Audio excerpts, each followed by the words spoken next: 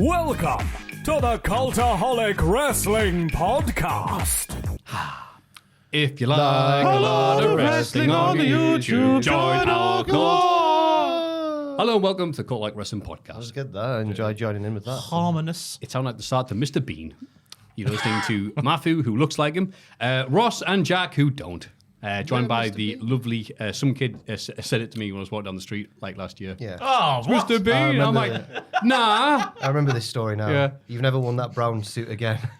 I know, Teddy was devastated. And Joel. Hello. There you go. See, I'm not lying.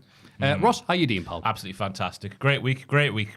Newcastle's won many games in a row. Fantastic scenes, including one last night as we're sat here. I've been on 2 dog dates. Oh, yeah? One with a massive golden retriever.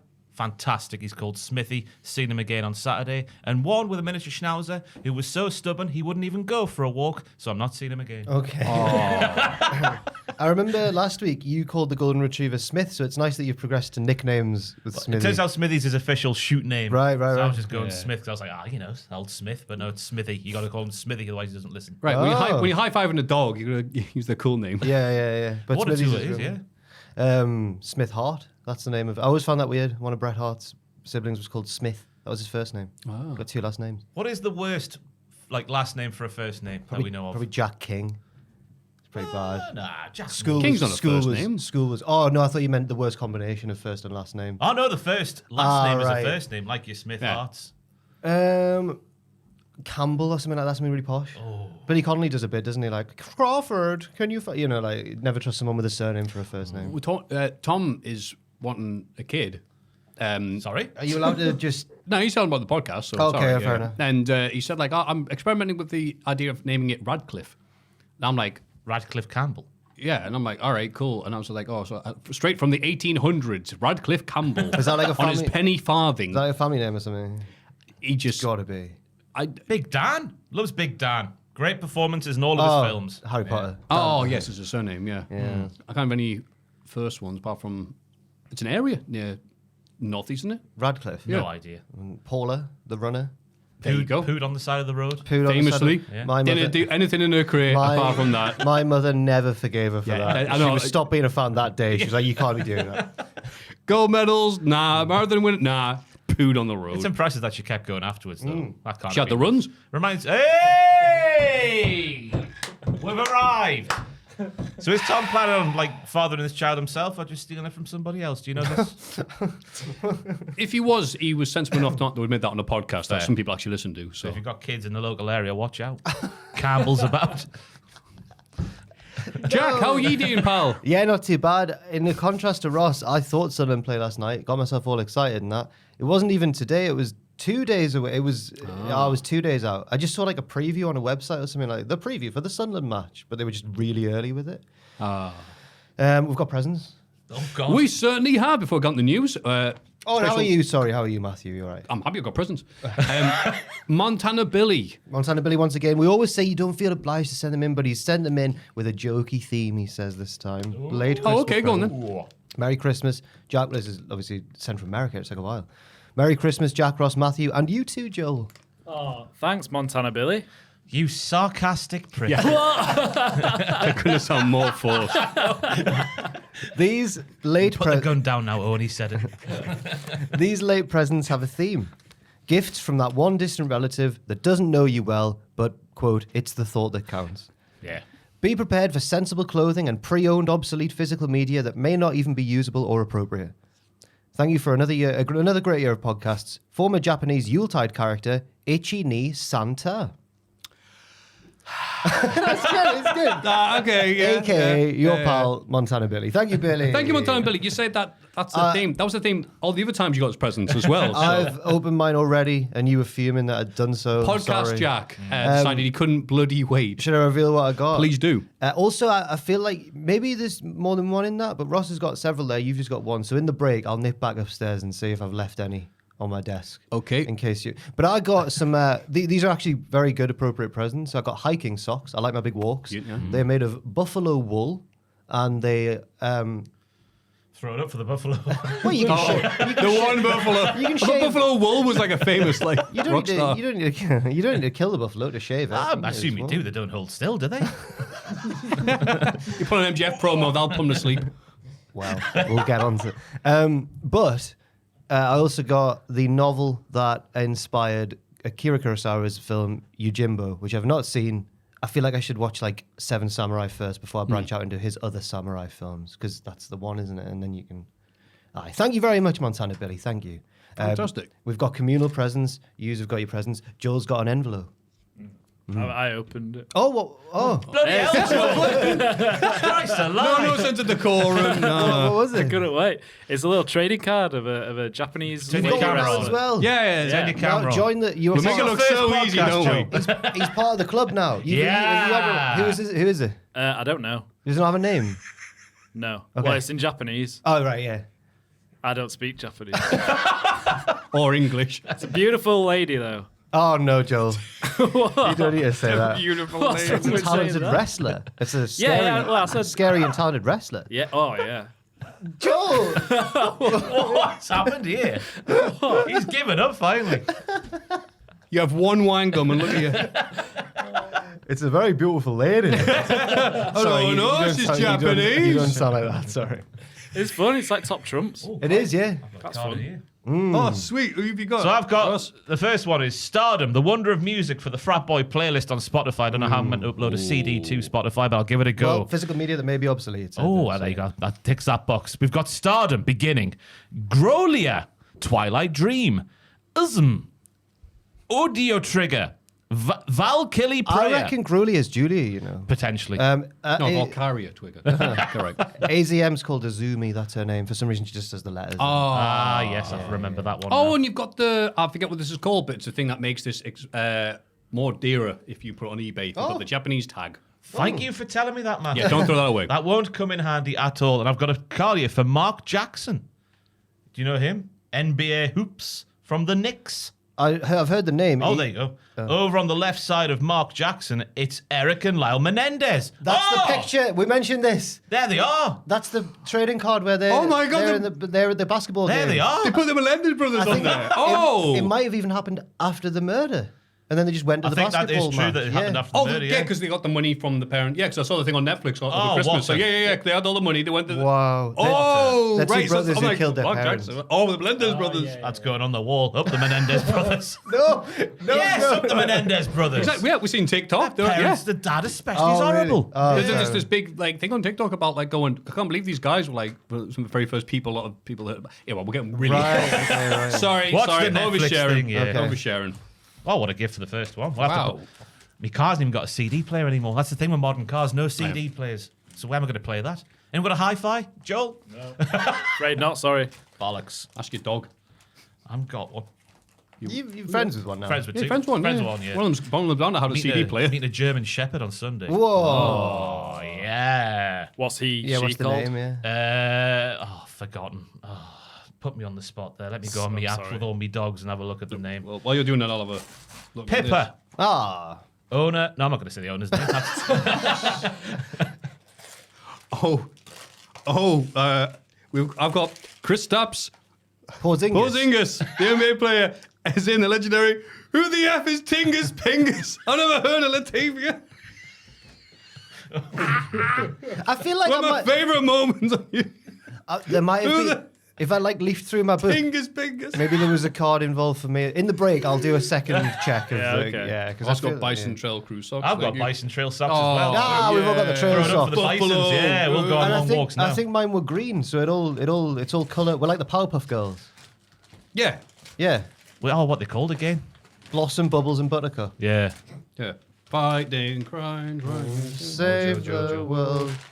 Powerpuff Girl. Powerpuff. Dun, dun, dun, dun, dun, dun. And the source material for The Wire, it's Bloody Homicide by David Simon, which did inspire... People say The Wire's like a novel. I didn't realise it actually was. Yeah, Wow. David Simon's been very prolific. I hate that word. Busy with his stuff my. there. Thank you very bloody much, Montana Billy. You know me better than I do. Is this the book Graham Souness was reading in that photo shoot where his budgies are being smuggled. Wow. Oh, that one. Oh, it was, yeah. The Viking process. That's a great I too find. can become a real man now. Yeah. By studying the Viking process. You'll watch next week. I'll read this and I'll have chest hair coming out my t-shirt. That's very good. The The giant deep flag. cuts. I Big know Bill. these are like Nardwar presents. He pays attention. Perfect. Yeah. Well done, Montana Billy. How do you know it's that? scary that people actually pay attention to what we say. How do you know that? You're the Cultaholic Podcast. We have to know. Do doodle do. If anyone that's when he says to Slipknot, like obviously being like, dirty Slipknot. It was And he- young Slipknot as well. Yeah, wasn't and it? he sings like there's a side project or thing that they'd had beforehand. He says like half the song, did it, and the other guy goes, and he's like, oh, and he's so annoyed with himself that he's had to like, oh yeah, I remember that. I've given it away. He just walks off. I think the drummer from Blur was mean to Nardwar. back That in was, the day. I think he's apologized several Okay, times. fair enough, They fair. were absolutely horrible. I must call him something worse. Since than, you've but- opened yours before, do you want to do the community I'll do the presents? communal ones. Yeah. Oh, and there's a community present. The community brown Community- bag. As if we Community haven't got gift. enough. Thank you for second Christmas, Montana Billy. Pick your favorite, trade them around, re-gift, do whatever we want. He's had stuff to throw out and he's giving it to us. No, why would you say that about these three excellent films? Chopper. Oh, great film. I never killed anyone that didn't deserve it. Wow. Yeah, You've no, seen it? genuinely great film. Yeah. It's just a cover. I know Yeah. you shouldn't judge anything by its cover, but it looks crap. I'm glad it's I was good. gonna say that's not the best cover. That does make it look like a really bad straight to DVD action film. But no, very good film. Chopper- An Aussie gangster lad. Mark Chopper Reed, real-life convict and best-selling author of How to Shoot Friends and Influence People. His story is frightening, savagely funny, and that was the twisted. name of it. Oh, so it's a biopic. He's a real Yep. man. Oh, wow. Breaking Away, which is the stickers over the blurb about cycling. Yeah, That must be gone for off in you. there. You watched the cycling, didn't you? Yeah, that might be. Yeah, and then Hype, which is I think a grunge documentary, Oh, nice. or is it fiction? It's about the grunge scene anyway. The Seattle bands, Soundgarden, Mudhoney, Pearl Jam. Looks like Kurt Cobain's on the back there. That's him or an actor playing him. That is an actor, I would assume. Looks a bit like a wig. Oh, it could be a documentary. So thank you very much. Ah, big bill. Big Bill. Thank you for those Region 1 DVDs and Blu-rays. That might not work, but we appreciate it anyway. Just judging by the research, though, that he's done with the other stuff, maybe they're not Region 1. Are they Region 1? I'd be surprised if they weren't. But, Montana Billy, thank you it very is much. the thought that counts. Yes. And if nothing else, it's inspired me to find out more about the films and possibly even watch them. Yeah, thanks to the gifts. We're not doing anything with them. No. Come on. We're now. kidding. Thank you very much, pal. You know us by now. Thank you, Montana Billy. Thank you, Billy. Thank you, Bill. Who's that down there? With a chain in her mouth. That's Jack. I don't know. Oh, fair enough. Don't know, Jeff. In the news this week, Montana Billy is awesome. That's not news. We all know that. WWE commentator Corey Graves was recently moved from the main roster to the NXT brand. This appears to have been part of a reshuffle surrounding the Raw Netflix debut. It's not one Graves seems happy with. Graves took to X to express his frustration. Quote, imagine chasing your dream, then being told, not deciding, that you're no longer physically able to pursue your dream. Then you dedicate your life to something dream adjacent and being pretty effing awesome at it. And then when it's time to enjoy the fruits of your labor, being told you're not famous enough for your own job, just in case you're wondered. There we go. You wondered where I've been. Yeah, and he then said, I'll follow that up with, I have some stuff to get off my chest on NXT this week. And so I went, it's an angle. Yeah. It's an angle. He's going to show up and do some Joey Styles circa 06 dodgy promo on Raw. Nope. Graves was originally planned to work NXT, but PW Insider reported that he was spotted going through TSA to leave Orlando Airport on Tuesday. Graves resides in the Pittsburgh area, Fightful stated. Ooh. Make him say, And it was noted by many people who have long memories, which is most wrestling fans. Corey Graves was very, very quick to judge other people who have left WWE abruptly as unprofessional back in the day. Well, I think you back in the would've day, been- you would've been told to say that, Naomi wouldn't and you? Banks. So people were like, but it's okay to get drunk and go on Twitter because that's punk. I guess. Well, I did predict not a this lot of last week. sympathy If here. you go out to last week's podcast, or maybe the week before, I was like, I can't wait for the Corey Graves meltdown that's coming. You did say that. Well And it's done, mate. bloody happened. He loves it, Corey Graves. He does. This is rock and roll, baby. Sitting on your own in a dark room with a little can of whiskey. A little little glass of whiskey, having a little Twitter meltdown. It's rock and He roll. might not have been on his own. He's got a family now. Well, they're watching him, I guess. Then you have a room watching Hype, the documentary on grunge. I'm not quite as unsympathetic as you there. I feel quite bad for him. I would be pissed off if I was Corey Graves. A little Because bit. he's a very, very good commentator, and he's been ousted for an inferior commentator in Pat McAfee as time has gone, in my opinion. And also Joe Tessitore. I know that Joe's the play-by-play guy, but still, if I was Corey Graves with that kind of tenure, I'd be miffed if I was ousted off both shows. Corey's altogether. proven he can do play-by-play as well. Oh. Yeah, I looked at it like you're seen as a guy we can rely on to go on NXT and make it better. I thought that was a compliment by itself, unless it's then come with like a pay decrease or something like that. But the idea of going to NXT no one cares about NXT. I'm like, what are you talking about? All WWE has been doing the last few years is pushing the hell out of NXT. Are we guilty of being in our own bubble here? You know what? Maybe I'm thinking of this in a cultaholic sense of the term. I'm sure most people would be like, no, that is a No, demotion, more Matthew. people watch NXT than AEW. But SmackDown is surely going to get a boost just from Raw. Yeah. Whereas I don't know if NXT will benefit from as much of a boost. It'll be the timing more than anything, because it's always like, oh, this new era, we've got new champions signifying the new era on Netflix for the new era. SmackDown going a bit longer for this new era. Everything's new and getting established, and he's not part of it. Now, I would be miffed if I was him. Do you think? Yeah, I can see where it come from. Do you think that because I feel bad for him, and wasn't there a story? Is there more quotes there that you've got? Because wasn't there one that said someone had heard that the original plans were him and Joe, and then Barrett got put on instead of Corey on SmackDown? I hadn't read that, but I assume. And that might have been like, once he found out about that, he's like, because it felt a bit short notice. From the quote I read, but I can't remember who said it. Fair enough. Yeah, so then, you know what? I think I've been a bit unsympathetic there. I do apologise. Well, but yeah, right. It's I obviously think unprofessional to like go on Twitter and that, but like, it's always hard It's to. good for people like us, I guess. And it's always hard to side with the big corporation over the working man. Of course. Isn't it? So yeah, it's a weird one. Yeah, and I think Graves has gotten, to give him his due, I think he gets a lot of slack from people who mistake the fact that he's being a heel a lot of the time on commentary. And sometimes he isn't, okay. Yeah, No, sometimes but he yeah. says stuff, he's not being a heel, and you're like, wait, you're an idiot, and fair enough for that. But I think when he has been on form, he's been very good. He went through a bit of a Pat trajectory, didn't he? Where he's much more of a wrestling guy than Pat is and everything, but it's like for a little while he started to believe his own hype. He started off, everyone went, this new commentator's amazing. Then he made it all about himself. But then in more recent times, he's actually found the right balance perfectly. That's exactly it, mate. Whereas Pat, well, Ross analyzes it more closely than I do, but from what you've said, Pat's just expanding. Just Yeah, Pat's first run with Michael Cole was so refreshing because there were two pals watching the wrestling, have a great time, and it was like when Ali McCoy's doing the football. Yeah, he loves it. You feel the enthusiasm for it through the television What a screen. player! Let me tell you now, Cleve. But Is that Wakefield?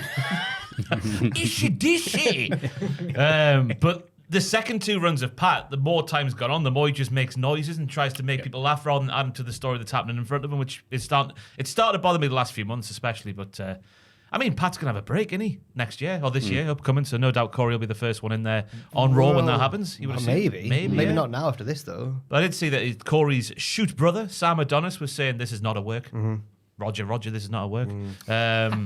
And yeah, because I was thinking it was a work after that second Corey Graves tweet. You're thinking, oh, then people found the stories obviously when he got clear a few years ago, like medically clear to return to the ring if he wanted to. So people are putting two and two together and think this is quite a compelling story, maybe like a Rumble appearance. I guess much like Nigel McGuinness did it all in last year, similar kind of effect. But now we find ourselves here. It's a very strange situation. They can It always certainly is. And obviously we're saying this on a Thursday, and chances are something's been come out.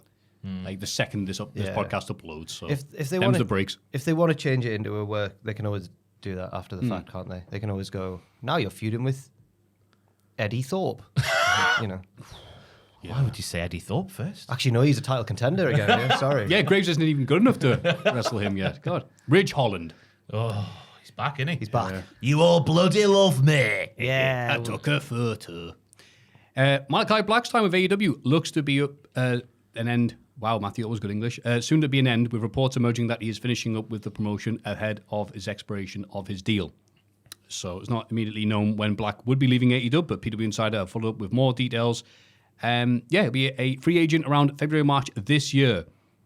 And it's funny because I swear anytime these news or things like this was hinted last few times, with Sean Ross Sapp in particular, Aleister Black took to his little car to record something and go, no, that is not true. I'm a scary kickboxer with tattoos. And yeah, it is bloody true. That Adam Cole match where, wow, it looked like he was leaving. He is bloody leaving. And that thing Ospreay did last week on Dynamite going, yo, buddy, you could be more guy.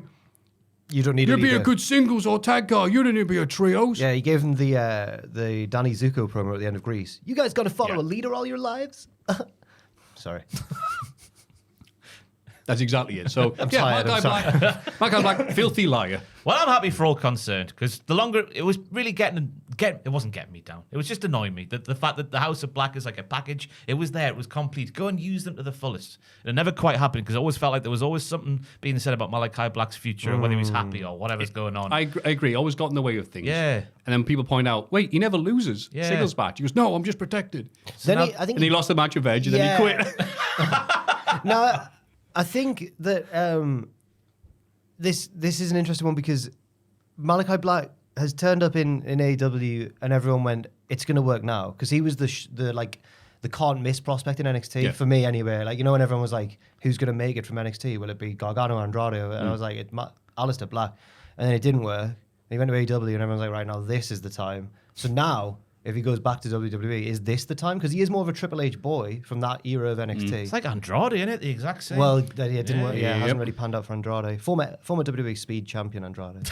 So, I guess the difference is it was Triple H's NXT, but then Vince's main roster, and then it was obviously Tony Khan didn't quite see it or whatever was going on. But now Triple H is obviously in charge of the main roster. Surely we'll go balls deep now. maybe. You think so, right? Raw after Mania debut, we're locking it in. The weird thing about that original story he had clashing with Sean Ross Sapp was like, he said it was something to do with like years ago now when Sean Ross Sapp was like, I've heard that he wants to leave. And then Malachi Black went, I never said that I wanted to leave. But then Sean Ross Sapp tried to word it any way he could without saying, you're lying. You did tell me that or something like that. Yeah. It was really bizarre. Yeah. I can't believe he lied to us like that. And I was in a chip shop with him one time. What do you get? Nothing. He was just on his phone. It was last, and I was eating chips. Was it in Glasgow? With Icy Dove? No, it was at Tetsujin. Bloody hell, that's a throwback. You went to Tetsu, you smark. Right. I remember I was one of hearing those about yeah, because every one of the 60 people there went online and goes, best tournament ever. It was like a shoot style thing, right? Yep. Martial artsy. Yeah, first time seeing Gunther. Right. Yeah. Ah. Well, that wasn't a religious experience for you. Then. Yeah. Had no effect on me whatsoever. Yeah, Jeff Hardy's place in professional wrestling history is secured, with Hardy's death-defying 30-year career seeing him becoming an icon of the business. But he was quoted as saying, the way I was living my 20s and 30s and I was living life the way I'm living now, oh my gosh, there's no telling how long I'll be able to wrestle. I'll probably be bigger than John Cena today. And that was the quote that went around, everyone saying Hardy saying he could have been bigger than that. I remember 2008, I remember the feud with Randy Orton, and I remember going, no, he's on the same level as Cena. For a For time. the Goth lads, yes. For a period. Yeah. I'm surprised he's not retired already. I think he's selling himself short there, saying, I don't know how long I'll be able to keep going. You've already exceeded my expectations. Yeah, I think it's crazy that Hardy would look and go, I wasn't at that level, or obviously Cena's at the very, very, very height of that, but like he was just underneath that. It was always the thing that people said, like, Matt's the better talker, but Jeff just has that intrinsic connection. Riz. He's still got disciples around. Andrew's one of them. Jeff Hardy's his guy. He's one of those wrestlers who is people's guys. Yep. Yeah. Yeah. Yes. And he's, Yeah, I don't know and if he's, that and he's was a it. sexy daddy now as well. I didn't want to bring it up, but Great singer as well. but don't ask him that because he's modest. I believe in your hair. Oh, music no, you don't want that song. Oh no. I'm talking about all the songs. Sheamus is getting a bit sick of people asking about that one song that he has. Maybe in 2010, when I noticed the meme, people are very creative on the internet, very creative. I do miss that song, though. Yes, the Too Many Limes meme, I'm aware of it. A lot of people were upset that it got changed. I brought it back, but I wasn't allowed to keep it. I don't know. Do you want to ask? You go ask. I'm tired of asking. I'm all out of asking. He's been Def Rebel now. R.I.P. Yeah. It's just background noise, his new song. It's weird, isn't it, music? That's the biggest issue they need to sort out for me this year. Yeah, I was going to say, do you think they're doing this just to spite you? Because No, it's going to no. be harder and harder for you to keep that record going if people are making themes like this. I doubt they even know who I am, Maffew. Triple H on his burner account. Oh, I better follow all the Cultaholic boys. Yeah. Yeah. Of course he does. Austin followed Tubman for a while. He did. He did. God. But Tubman earned it Yeah, with He that did. with that gif. with his meme. Yeah. Meme. it was great. Yeah. Ah. And that's it. Is that it? Yeah. Yeah, I was going to read the battle. What were we going to say, Maffew? Just Come somehow on. Chelsea Green go and get it up, you Tessa Blanchard. But I'm like, why bring her up? Oh, aye. she did, yeah. She She's did. so great. She also did an interview, which is out on our channel right now with She Tom. did. She goes into more detail about that. She doesn't. But lots of other nice things with Tom Campbell. So go listen to that. and sit yourselves down and listen to the rest of this afterwards. Everybody get excited for the Cultaholic Hall of Fame! The prestigious Hall of Fame time. In condescending order from last week, Sam Driver falls over in the club. That's what it says here. When Nine Inch Nails came on, 14%. Shout outs to Jack going up to Sam after the podcast and going, oh, by the way, I put you in the Hall of Fame. Well, Ross did, but I did the story. This Oh, no, it Ross's was you, pick. wasn't it? Yeah. Oh, sorry. But it was my It was your fault. story. Yeah. Oh, yeah, that's how it was. And then Sam going, because you all right, weren't you, Sam? He goes, no, I've been in agony. I really jacked my neck and He me was back like, up. yeah, he was like, oh no, I've been down in painkillers. I'm really sore. I was like, I didn't know, because when I left him, he was dancing like Sam does when he's happy, which is the two fingers. The alcohol masking the pain. No, he was Well, he pointing, said- going, I can't feel here or here. And you're going, yay! He said he was fine, and then but it was the classic case of he woke up the next day. Oh, I hope he's all right now. I should probably have asked him this week when I've seen him. Oh, it's great. You can't have missed him. He came in looking like Mr. Bump. No. Like Darby Allin. Chuck Taylor's drunken tweets during Wrestle Kingdom, 20%. Oh, a good one. Wow, the second place only got 20. This is a landslide. It certainly is. It's Hulk Hogan getting booed on Raw, 66%. Get up, you. Get it up, yeah. Get it up. Oh, it's going indeed. to be so great to see this like next year.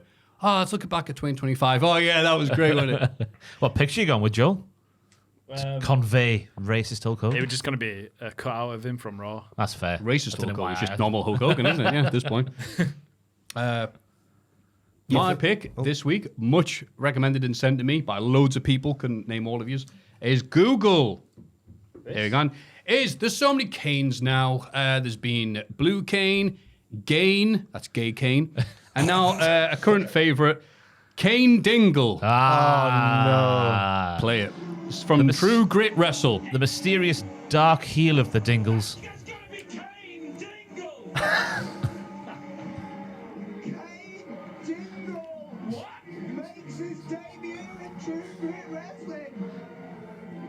The crowd Wait, go wait. wild. Can you hear the song?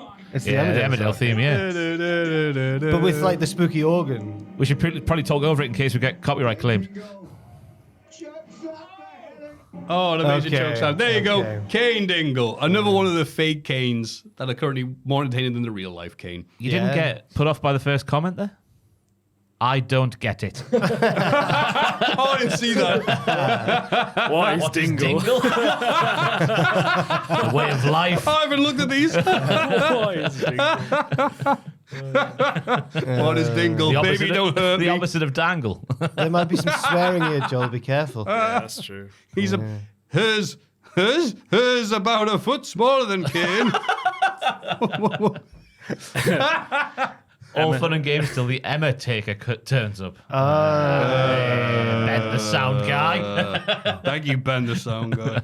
Yeah, so Kane Dingle. Get a picture of Kane Dingle up for those who aren't aware, Oh, Joe. yes. He's a mysterious heel from... I'm not too much of an... Serious. I'm not an Emmerdale. Yeah. Oh, sorry. He's a. He's a dark, brooding figure, so he is. That's better. Yeah. Yeah. He's that long, dude. used to have long indie hair back in the day when I used Oh, to watch hell him. yeah. The Dingles, for those who don't know, are like the main Look at his characters of name, Emmerdale. They're like the central family of Emmerdale. There he Yeah. is. It's Noel Gallagher days. I was about to say, bloody hell. That's now I recognise him. Yeah. Yeah. Looks more like the Stone Roses one actually. Yeah. Oh, God. Ian Brown. Yeah. So yeah, Kane Dingle. Yeah, it's part of the Dingle family. Big family. obviously. Massive family. Massive There's so many family. Dingles. Yeah. Zach, Lisa, Yep. the simple one. Sam. Sam. I mean, Marlon is a bit There's simple. Sam but on yeah. the end there. There you go. Yeah, they've been on TV for bloody decades now. Are they heels? They were heels, but now they're not. Okay. You know, starting fights all the time, and I'll just, they're lovely. But Kane was a proper bad guy Okay. for a bit. The Wyatt family was actually based off the Dingles in the wrestling. That's how they got their Yeah, we gimmick didn't want idea. to reveal that, but yeah, you know, we'll save that for next week's podcast. But yeah, Is Emmett? Because I like Ross, I'm not from an Emmerdale real like family really. My family are like Coronation Street. Right. Till they die. Coronation Street Yeah. till they die. But is Emmerdale more serious? Because Coronation Street, whenever I've been home, like for Christmas or whatever, my mum's had Coronation Street on. It's just slapstick now. Like there's just so Corey's much in the comedy. mud at the minute. Is A it? lot of people, yeah. Corey's gone off the end. Corey's gone very NXT. Right. That's what I've... whenever I've watched Corey, especially after Emmerdale, it's been like this is comedy, right? The comedy aspect of Corey I've always liked, but then the serious stuff I've been that's a bit gash this. But no, Emmerdale's more serious by comparison. Yeah. But I never thought it was that serious until I watched Corey and went, oh yeah, this is the Chuckle Brothers by comparison. Maybe I'd be more into Emmerdale, a bit of a darker edge. Yeah, Emmerdale seems to be about these days just Tory farmers dying in different ways. That's all it is these days. People just subbing up to, oh, we're going to watch Emmerdale. Like Russian literature. Yeah. These agriculture and the wasteland. Yeah, it was Zack on always the like second row there. the good farmers on this. There's always like a rich evil dude who's like, aha. That man's seen some things, hasn't he, during his days? Mostly poo. I imagine he works on a farm. So Reminds me of Gabe Kidd's Life Boatman character, that picture there. Yes. he's looking great, Gabe Kidd. He's 23 in his photo. But anyway, yeah, Kane Dingle, that's my pick. Second place was Jack. What have you got for us? So I've got a tweet. It's good that we've already talked about basketball a little bit, even though it was more about the killers in the photo of the trading card. But a man with the Twitter handle Urkel91. It's all right. I'm listening. A man with the Twitter handle Urkel91 in 2015 tweeted this. So, like, LeBron James is the biggest basketball... Oh, Maffew, you're not listening. I'm listening to you. LeBron James... Studying the card and that. You don't need to be doing this right now. I'm going So to great. lose my I mind. didn't get a good look at it. I thought I'd use this What are opportunity. you on about? You just went, let me contemplate the thing. I'm trying to do my special Hall of Fame. LeBron James, 2015. LeBron James is a basketball player. And Thank you for that. And he's widely regarded as the second or first greatest basketball player of all time now. Some people are like, no way, it's Michael Jordan all day. Some people are like, it's actually LeBron now. He's pushing the conversation, actually. And the fact that he's even made it a debate is a testament to his longevity and his skill. Now, a lot of people hate him as well. He's got a lot of haters, whether they support a rival team or whether they're just sick of him dominating the game and everything. So, in 2015, at Urkel91 said, LeBron is 30. This effery won't go on for much longer, thank God. The other week, he tweeted, LeBron is 40. This effery won't go on for much longer, thank God. LeBron's still playing 10 years later, and I thought the commitment to the bit, he's tweeted a decade later, still hating on LeBron. And then LeBron went on what's the bloke called who's with Taylor Swift and his brother, American football, the Kelseys. LeBron went on their podcast, and he told them about it, and they lost their minds. He was like, LeBron knows about it. He's like, the same guy tweeted 10 years later. So that's my one. That's my pick there. It is crazy the longevity he's got. Tight ring wrestlers were like, yeah, Bobby Lashley's nearly 50. You're like, I know what you've just said, but can you say it again so I can, because it just doesn't make sense. But did you know that his son's playing now for the same team as him? Bronny's playing. I'm aware of that, which is like, okay. Apparently he's not. He's better than us at basketball, but he's not. I mean, I would hope so. But he's not like. People are He's saying not as good as his legendary dad. But if he wasn't LeBron's son, people are like, would he even be in the league? Because he's playing on the same team as his dad. He made them draft him. Like the power he's got is amazing. Yeah, it's weird. Taylor's oldest time, isn't it? Yeah. Bronny. Come on, David Flair. Right. Yeah. Come on, Darren Ferguson. Oh. What a dick. Oh, that happened. Aye. With Ashley Young playing. playing for Everton. Ashley Young's shoot son playing for Peterborough United. Yeah. Darren Ferguson, the son of Alex Ferguson, Yep. played 30-odd games for Manchester United just because his surname was Ferguson. Yeah. He was awful. Pretty much got his career in football because his dad kept loaning him players in his early days. He's an awful manager. Is that true? Did his dad keep loaning him Oh, players? yeah, you listen to Roy Keane. He wouldn't. So He's not a good manager. Oh, terrible, wow. terrible. So the game's happening last week in the FA Cup. Ashley Young's son's on the bench. Ashley Young came on for Everton in the second half, and Darren Ferguson didn't bring the son on to make history. The father and son being on opposing sides. Would it have been the first time in FA Cup history? I think it would have been, yeah. And the FA Cup goes back to like 18 whatever. Yeah. Wow. I mean, on one hand, you could say Everton should have been beating Peterborough more than 1-0 at the time, which meant they could have done changes like that. So I sort of see where he's coming from. But come on. I don't know what I think about that story because if it was any other manager, I'd think, oh, fair enough, you're trying to win, it's 1-0. But because it's Alex Ferguson's now rubbish son, I've heard, now I'm like, That is the sticking point. The fact it was him who wouldn't do the Nepo baby thing. Yeah. When he is the biggest Nepo baby in the history of babies who are Nepos. Nepo. Baby. I know, I'm saying Sorry, it wrong. right, okay. And also, this isn't my Hall of Fame pick, but in Magnus Carlsen news, he got married. He's never out of the news. Something To his happened. jeans? No, to his wife. And I don't think he wore jeans to the wedding. But no, he's someone tagged me in it and went, look, what a chad, or something like that, because he looked nice in his suit. Let's have a look. Oh, it's good that it's good in chess strategy to take the queen. He's now Googling Magnus Carlsen wedding, I think. Imagining Very good type in there. Unprompted from Joel. How bloody lovely. He does look dashing. He does. Dashing Magnus Carlsen. He's the greatest chess player of all time. I wonder what he's going to do next week. What He's a wedding was photos. she doing lifting up her skirt like that? What? Look at that lady, the ginger lady behind the bride. She wants to see the wheels. Oh, bollocks. I've just remembered I should have picked something else. Have I got time to change it last second? I won't Please, spend long 'cause on it. that's not winning. I won't spend long on it. Hey, LeBron James is really good. Yeah, go on. I Jack. won't spend long on it, but I've been tagged by so many people, so I can't single anyone out, but loads of people have tagged me. Lindsay Dorado has been teasing a return to NXT. Oh, That's what I'm gonna. When was he in NXT? Or a return to WWE, but specifically NXT. He's been teasing a return to, like a move to. how so? Like his Instagram posts and stuff, he's put, let's see what happens. Thanks for my last indie date at this promotion or whatever. Let's see what happens next. Like with the NX and T capitalized. And then Not a he's good speller then. no. And he's also put something up like a picture of one of his masks. And it's like my favorite mask of all time, but it's like his WWE one or something. So he might be back. So I'll put Lindsay Dorado's possible return to WWE as my Hall of Fame pick. Thank you. You might be the only person in the world who cares about that. Yeah. That's not true.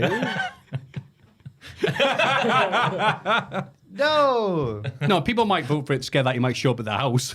And I've also just remembered another present Billy sent me, which was a signed photo of Norm Macdonald. And I'm absolutely What? Like You got that? Like an 8 by It's a 10. real one. Well, I don't know if it's real or not, but it's a young him, so it could have been before. Yeah, it could have been real. This isn't fair. I know. Well, I could bring it in and we can just have it as part of the atmosphere if you want. Yeah, that'd be I'll get it great. after the break. It'll be the podcast's present because I forgot the most important one. Sorry about that, Montana. Bill. Not a problem.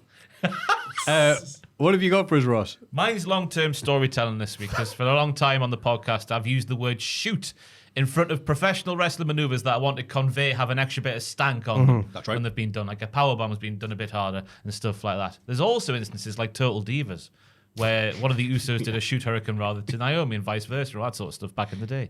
It's actually happened in real life now. Thanks to all the people who tagged me on Twitter on this little clip here. It's CCTV footage. Could be from my a train God. station. Could be from an airport. No. I'm not too sure. I've seen this. It's not a legit fight. It's a training seminar. What?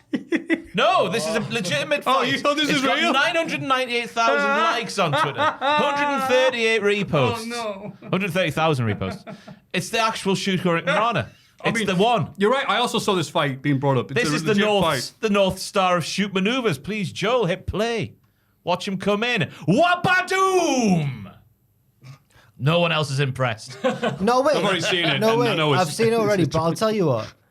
That is a more convincing Hurricane Rana than 99% of wrestling Hurricane Yeah. Ranas. That's an amazing bum. Teabags him at the end for an extra bit of a plumb.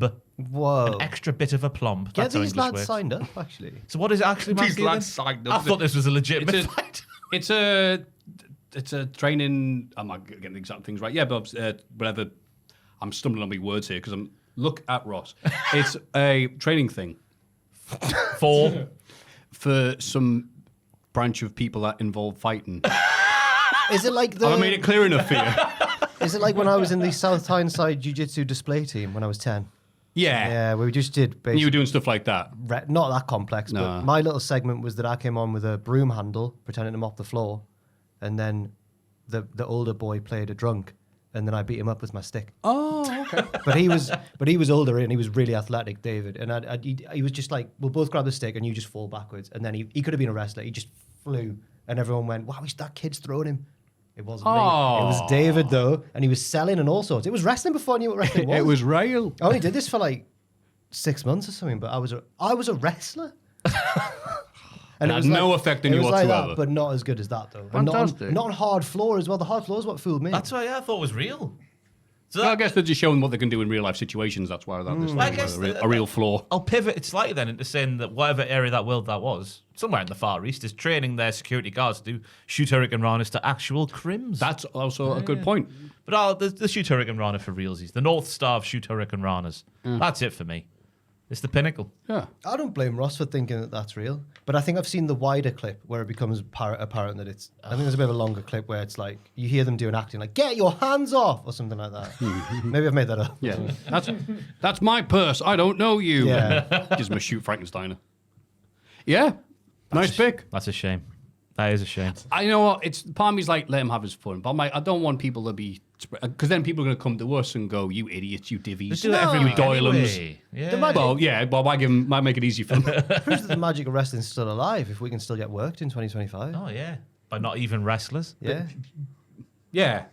Yeah, you know what? We'll look at it as a positive. Do you remember when Will Smith slapped Chris Rock at the Oscars?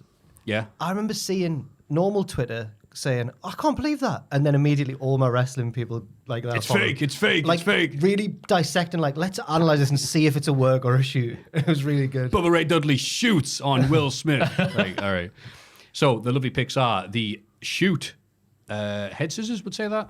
Let's just shoot Hurricane Rana, Matthew. Let's give it the respect it's due. Okay, sure. The shoot Hurricane Rana. Lince Dorado's possible return to WWE. Yeah.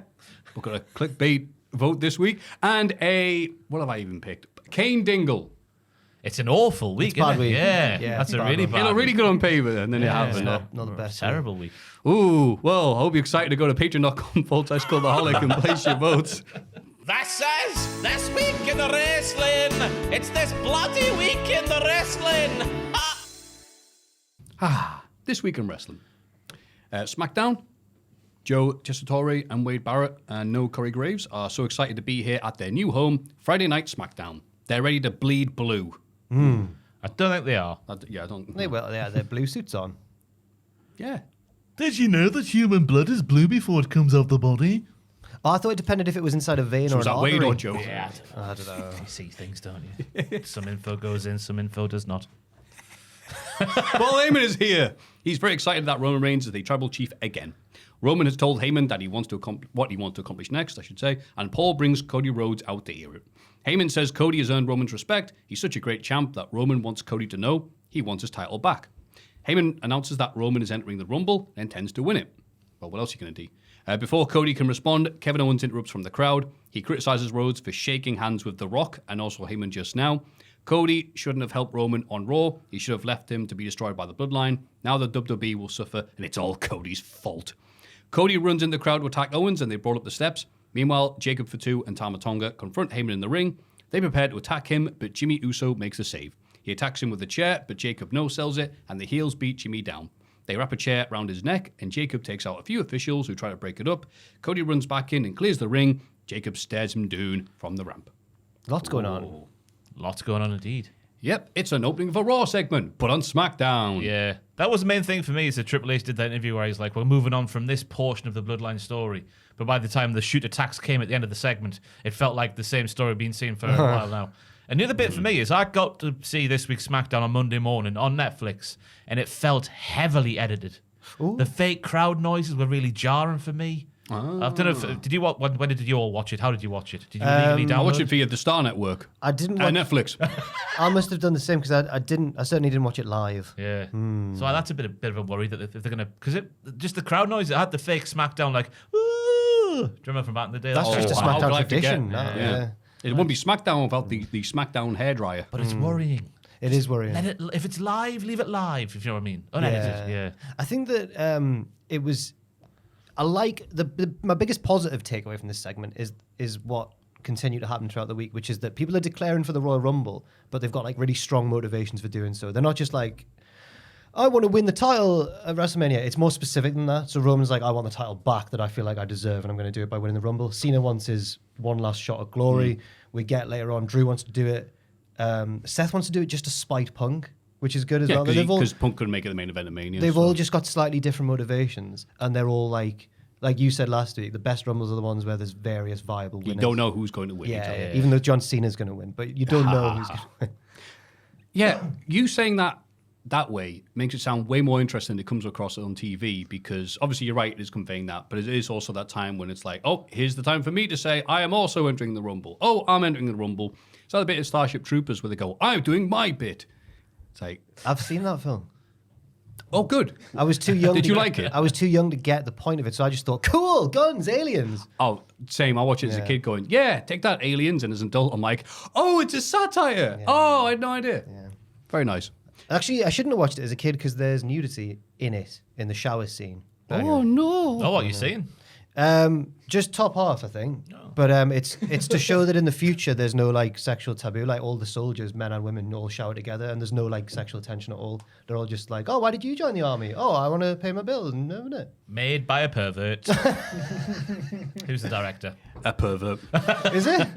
It might actually be if it's a film director. Well, no, he's just Paul Verhoeven, who's also did RoboCop. But there's a RoboCop. There's a story I watched this like documentary about him. He said there was another film he did, and he said in the scene the guy's supposed to be watching a woman and getting undressed through a keyhole, and he's having a good time with himself, playing with his pudding, and so the actor's just like doing this with his hand to nothing, and then Paul Verhoeven goes, "No, cut! What are you doing? This is what you do," and he gets Oh my goodness! like this. What are you doing? I just read the first line of his Wikipedia, and he's a pervert.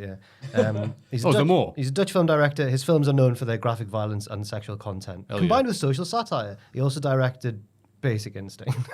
He did do Basic Instinct. That's right. Yes. Well, Starship Troopers isn't like that. It's an action film satire. Yes. We're a satire podcast right now. So this was okay, but it felt also by the numbers until Owen showed up just to yell stuff. It made sense. Hey, Cody, why don't you shake hands with the Robert and Rock? You've ruined everything. Yeah. WWE's worse because of you. Is enough to get Cody to run. I thought that was nicely framed. He's disrespecting the sanctity of this great company that Cody's the North Star of, as Ross. Oh no, the belt of the North Star, isn't it? The belt's the North Star. But yes. Cody's the quarterback. But I agree with Owen still. That's it. Exactly. Why are you Cody had shaking no hands with comeback. Rock? It's like, I'm just going to have to punch him because he's right. Why are you shaking hands with Paul Heyman? He said he would have sex with your wife last year. Has he just forgotten all about it? All right. Maybe he has. Hey? Thank you, Paul Verhoeven. Jesus Christ. After the break, security are trying to kick Jacob and Tama out of the venue. Tama leaves, but Jacob intimidates the security guards, and they don't seem too confident. LA Knight is on hand to save the day, shoving Jacob out of the door and locking it behind him. Knight says he has a title to win. Nick looks thankful. This was big prefect energy, this, like. Yeah, I was shocked that LA Knight was the guy to get one up on Jacob for 2. What? I was as well. What? Jacob's like, up here's this unstoppable force, and LA Knight's a guy that falls down sometimes. Well, I don't rate them at that. Oh LA my Knight at the goodness level me. of. But Jacob for 2. You made him he sound like- sold a chair shot 2 minutes before You this. made him sound But like then Tangaloa there, Maffew. It was just, this was just a build up. Because then I remembered, oh no. Because he went, I've got a title to win, yeah. Oh, well, it's a good job you haven't done anything that could cost you that much in just in an hour's time. Yeah. He dealt with him like Freddie Mercury dealt with Sid Vicious. I've heard that story. I don't know that story. Oh, it's something like used to Sid, they're take doing the piss out of him, recording. didn't he? Like, it was like one recording session happened to be at the same studio. So Sid Vicious like, oh, here comes. I forget the line, but something like, oh, here comes the future of pop music or whatever. Freddie Mercury probably just went, no, get out of here. Picks him up and threw him out. Apparently, he used to call him something other than Sid Vicious that would wind him Oh, up. I forgot the Like, I don't know, Sydney Flowers or something. He was saying, That's Sydney amazing. Mysterious or whatever. Yeah. You can't. This is the idea of Freddie Mercury going, come here, get out. You can't be punk rock if you're getting little broed by Freddie Yeah. Mercury. Wow. Hey, You're not Freddie- intimidating him. I reckon Freddie could lay it down if he wanted to. Oh, well, Sid Vicious weighed about 3 stone, so yeah, of course I Freddie. was going to say, yeah, we've all seen pictures of Freddie was an athlete. Sid Vicious, the wrestler now. No, that's a No, different that's... story. Oh, yeah, for anyone... That's the only listening going, Sid Freddie Hughes just sitting Mercury. there in the studio. Freddie Mercury picked Sid up Vicious asking Freddie, hi, I'm a big fan. Get out. Freddie Mercury picked up Sid Vicious. Sorry, me car's just been flattened. Can I ring the AA? I saw one of my favorite YouTube videos ever again this week. It's called Freddie Mercury on a roller coaster. Have you seen it? Have you seen it, Joe? Yeah, I think so. Have you Yeah. seen it? No, I don't think so. It's just a point of view like you're Freddie Mercury sat on a roller coaster and it's going up the slow like hill. And on and on and on and on and on. We and just What goes song's up, that? We Are the Champions. All right. Yeah. And it just it's so So good. it's also Freddie Mercury falls on the ice. That's another one. Just a little crap animated Freddie Mercury. Hey! Back to the point. How LA Knight's great. What a moment that was. That was a SmackDown moment. That's what I would be saying if I was Tony Schiavone waiting for the WWE, apparently. Why is he friends with Nick Aldis now? Or is he's just hyped up? He just wants to win his Nick title? likes money. LA Knight prints it. Okay, fair enough. Probably. Beautiful. Yeah. Chelsea Green, Tom's friend, successfully defends her US title against Michin thanks to interference from Piper Niven and a handful of tights. Michin grabs Chelsea after the bell, but Niven attacks her and hits a senton. sparkly Secret Service Piper Niven. Aye, earpiece and everything. Official. Dun-dun. Chelsea was wrestling like Harley Race with all the holds and trying to slow down the frantic Machine. But Machine still got lots of offense in. Looked good in defeat like she always does. And a nice shoot pinfall for the win from Chelsea off the splash. Momentum is a powerful thing. Yeah, this was basically Harley Race versus. Felt like a right whopper saying that. No, it's good. Momentum is a powerful thing. Momentum is a powerful thing.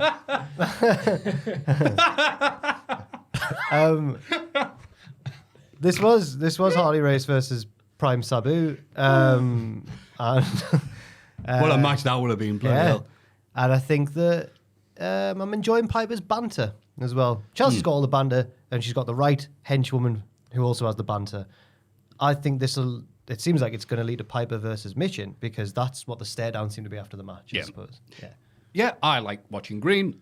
I like watching Niven. It's a shame that there's going, Mission, she's really good. She takes all the bumps, Sabu, point, table, all that stuff. But the crowd are not into her anywhere near they are into Chelsea Green, which is a weird situation. Also got more of that with Tiff later on. So it's like, they're doing a good job with Mission on paper, but in reality, it's like, no, people like Chelsea Green's silly bugger antics. It's proof that you need more than just wrestling, because every time she's putting the wrestling ring Machine on TV, she delivers. Yeah. You need the stuff that's in between the wrestling matches, like promos and character and whatever else to She delivers connect. she delivers so much, Ross, you'd think she was Montana Billy, Yes. She delivers so much. who did not personally deliver. The You know what I postman mean? who delivered this on behalf of Montana Billy, yeah. That's right. That's a Every Pat. delivery driver. Not in every delivery. Go on. A Parcel Force. DPD. Oh, DPD is probably okay, the best cool. for me, you know. Bang! It's DPD. You weren't in. Bong! Nick Aldis is backstage with several tag teams. I put it in the letterbox. Nick Aldis backstage with several tag teams. The Motor City Machine Guns are angry at both Pretty Deadly and the Shagging Cousins for interfering in the title shot last week. Aldis has a solution, but is interrupted by A-Town Down Under. They threaten to go to Raw, which nobody seems to mind. Was funny. Aldis books 2 matches, Pretty Deadly versus the Cousins, and the Machine Guns versus Theory and Waller. Nothing else to say about this segment because that's all that happened. Yes. Pretty Deadly calls for DIY's help during their match, but nobody arrives. Electra Lopez distracts the ref while Santos Escobar interferes, and the Cousins win. Heel versus heel. Crowd didn't get into it because of that, I think. Yeah. They did towards the end because I've got in my notes here. It was weird to see Angel being a fiery baby face in his comeback, but when he was going, they were getting into that bit. Yeah, I guess the crowd took a while for them, to switch gears. Go, we're cheering the Shagging Cousins, Yeah. but we're booing the stable. No, I'm not going to say it. You need to go on. No. Okay. No. Study the Viking process and yell it. No. It's weird that they were in the construction of the wrestling match, Los Garza were the faces, but then the finish made them the heels again. Because Lopez gets involved, doesn't she? Yeah, and Santos. But not DIY. Why did Pretty Deadly think? I like buffoons in wrestling, to be fair. You need some idiots on a tag division, especially. Exactly. Yeah. And they play their role well. They really do. They're bottom in Midsummer Night's Dream. You could say they're both bottoms, but I'm not. That's not a... In the rematch for the US I title, reckon Elton's a top. Tick, tick, boom! Wade was shouting when they appeared, which I Well, quite he's liked. with Kelly Clancy, isn't he? So Oh, aye. One of them's pregnant. it's Kelly Clancy. Although that was a while ago, she might have had the baby. She might have had the baby. Yeah, who knows? Watch out, Tom Campbell might come. Steal your baby. It makes sense if you listen to the I start was of the going to podcast. say, if you skip the start of the podcast, that would be terrible. and why do you skip the start of the podcast? Yeah. Oh, I like the wrestling analysis. Do you? I tell you what, that finish they've got, the Shagging Cousins, the double gorilla press into the Wabba-da-bee. Fantastic. Yeah, they must have practiced that on their identical beds in their rooms. They still live there. That's right. They do. In the rematch for the US title, LA Knight hits the BFT on Nakamura, but Jacob Fatu and Tamatonga run down and attack him for the DQ finish. They beat Knight down until Cody and Jimmy make the save. They send the heels into the crowd, and Nick arrives to eject them. Cody stops Aldis from doing so because he wants a tag match tonight. It's Raw from 2019. And Joel, that's why my league table is the same as it was last week. Because I think that Aldis is still in second. Adam Pearce is still in first. Obviously, Ava's bottom. Because Aldis's authority, it's getting gradually overwritten month by month by Cody. Does Cody run this show? It feels like the third or fourth time that Aldis has gone, I want to do this. And Cody's gone, listen, Nick, I respect you and everything, but I'm the champion. So Yeah, Nick's watching too much Ava. He's watching too much Ava. Wait, Oh, I think he's got the opposite problem to Ava. No, Eddie Thorpe's doing the same to Ava, isn't he? Well, he's tricking her. I think Ava's too power hungry, and all this isn't power hungry enough. No one respect their authority. Guys, yeah. Nakamura's lack of activity since winning the title has really harmed me because he's looking. It's really harmed me. It's harmed my deeply affected. Because he was doing his long heelish beatdown. He's looking all broody and he's got his eye makeup on. He looks fantastic. But I was bored, Pools, because I know for a fact it's going nowhere. Just based off how he's been booked for the last... The second 7 after years. Oh, right, sorry. Yes, since The second after he won the Since title. NXT. since he won the Rumble. Yeah. Oh, yeah, since 2018. Yeah. Since that stretch to WrestleMania with the ball hitting of Yeah. AJ Oh, Styles. yes. They love the balls in that feud. I read some reviews on Cage Match of his match Oh, he had God. Well, no, they were. That place has gone to dogs. It was just to get a maybe for WWE and AEW reviews, but the other shows tend to be balanced, I suppose. Yeah. They don't review bomb each other unless it's AEW and WWE. But Nakamura had his match in Noah where he defended the US title, and it was at their big like New Year's Day show or whatever. And the review, I haven't watched it myself yet, but the reviews were like he's kind of sleptwalked through this match. Like, the gimmick has stripped him of his charisma, sort of thing. Maybe that's what's happened here. Yeah. I agree with what you just said there, and I think you both had the same point. Yeah, he's like, oh, cool, Nakamura's back. He's got remix music, and he's not doing much. I think he's got And big riz in his entrance, but it's when the bell rings. I don't know to be that guy speaking about Nakamura in those terms, but it is the case. Like during the entrance, like, whoa, who the hell's this? Yeah. Imagine if one of these newcomers to the wrestling world and you see him, you'd be like, whoa, need to know more about this guy. But then the match started, and it was just really basic. Yeah. Which I feel like an arsehole saying that because I've never done wrestling. I'm sure it was very hard. I was going to say, if we're not allowed to criticise that, then this podcast won't be very long. But And also at the same Noah show, by the way, Omos was there in his new stable, and he cost the champion the title in the title match by standing there and looking at him, and the champion was like, "Oh, he's big." That was it. Undertaker loves Omos. Flicked on Undertaker's podcast this week for the first time in a while, and Omos had been on. Although doing like a sort of clip show highlight bit, and they were showing bits of Omos's interview with him. And Taker wants him to be like a world global representative for the WWE. He's saying he's such a nice guy. Look at the size of him, this, that, and the other. I reckon he would suck him off if he could. It was incredible to hear. well, you better get in the queue. It was just I've never heard. Imagine Undertaker like just glowing about someone else. Like I know it's weird to hear that. Yeah. Unless it was he glows about Trump. Vince, right? Yeah, or used to glow about Vince because he made him or whatever. But yeah, not about one of these newcomers. Yeah. Wow. So big props to Omos, who does seem like a nice guy. He does. Is it It's a almost- shame he wasn't involved in this match. No. Is almost the one who's really into Sprays. fragrances. Yeah, Fragrances and anime, as many people point out. Wow, that's not usually a combination. Ha ha ha ha ha. Oh my god! Is that because anime watchers smell like poo? Yeah. Yes, I am an anime fan. Can confirm. I'm trying to think of a anime. Dragon Ball Wii. Oh, God's sake. So, No, come on. Let's think of smelly anime. It doesn't matter. no. How about no? So the thing with this is Naruto. that's even Naruto. worse. Yeah. Please. Yeah. Pokemon. Now moving on. Pokemon. Moving on. There we go. Dragon Ball poo. I did Dragon Ball Wii. Akira Poo. Just One Not even Wii. trying. One Wii. Death Note poo. Really good that.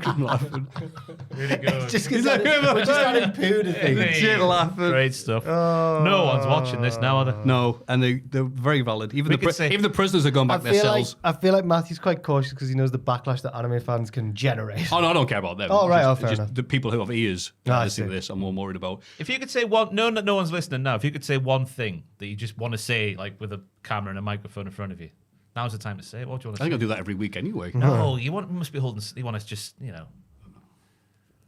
I like working here. Okay. Sounds. Ooh. He bloody Yeah, hates it. no, yeah. See, bastards. Ooh. See, Hey. insult anybody, give somebody a compliment. It's like, whoa, no, hang on. No one asked for that. That was kind of. What were you going to say about Shinsuke Nakamura? I got worried because someone speculated that Nakamura was only given the title so he could go to nowhere and do that thing. And now he's back. It's like, oh, he's going to lose here. And then he didn't. It's like, we're just going to drag this on. So I'm like, this was just a thing that happened. Yeah. And with these two lads, you're like, well, we just had Nakamura repackaged, and LA Knight is LA Knight, so Do you think Knight will win the title back eventually?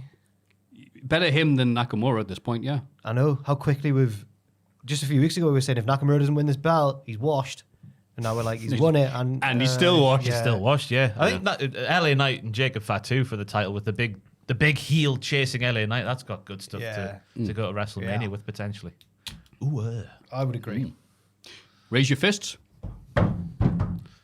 Bloody hell. The Motor City Machine poos, eh? Like anime. Pretty deadly.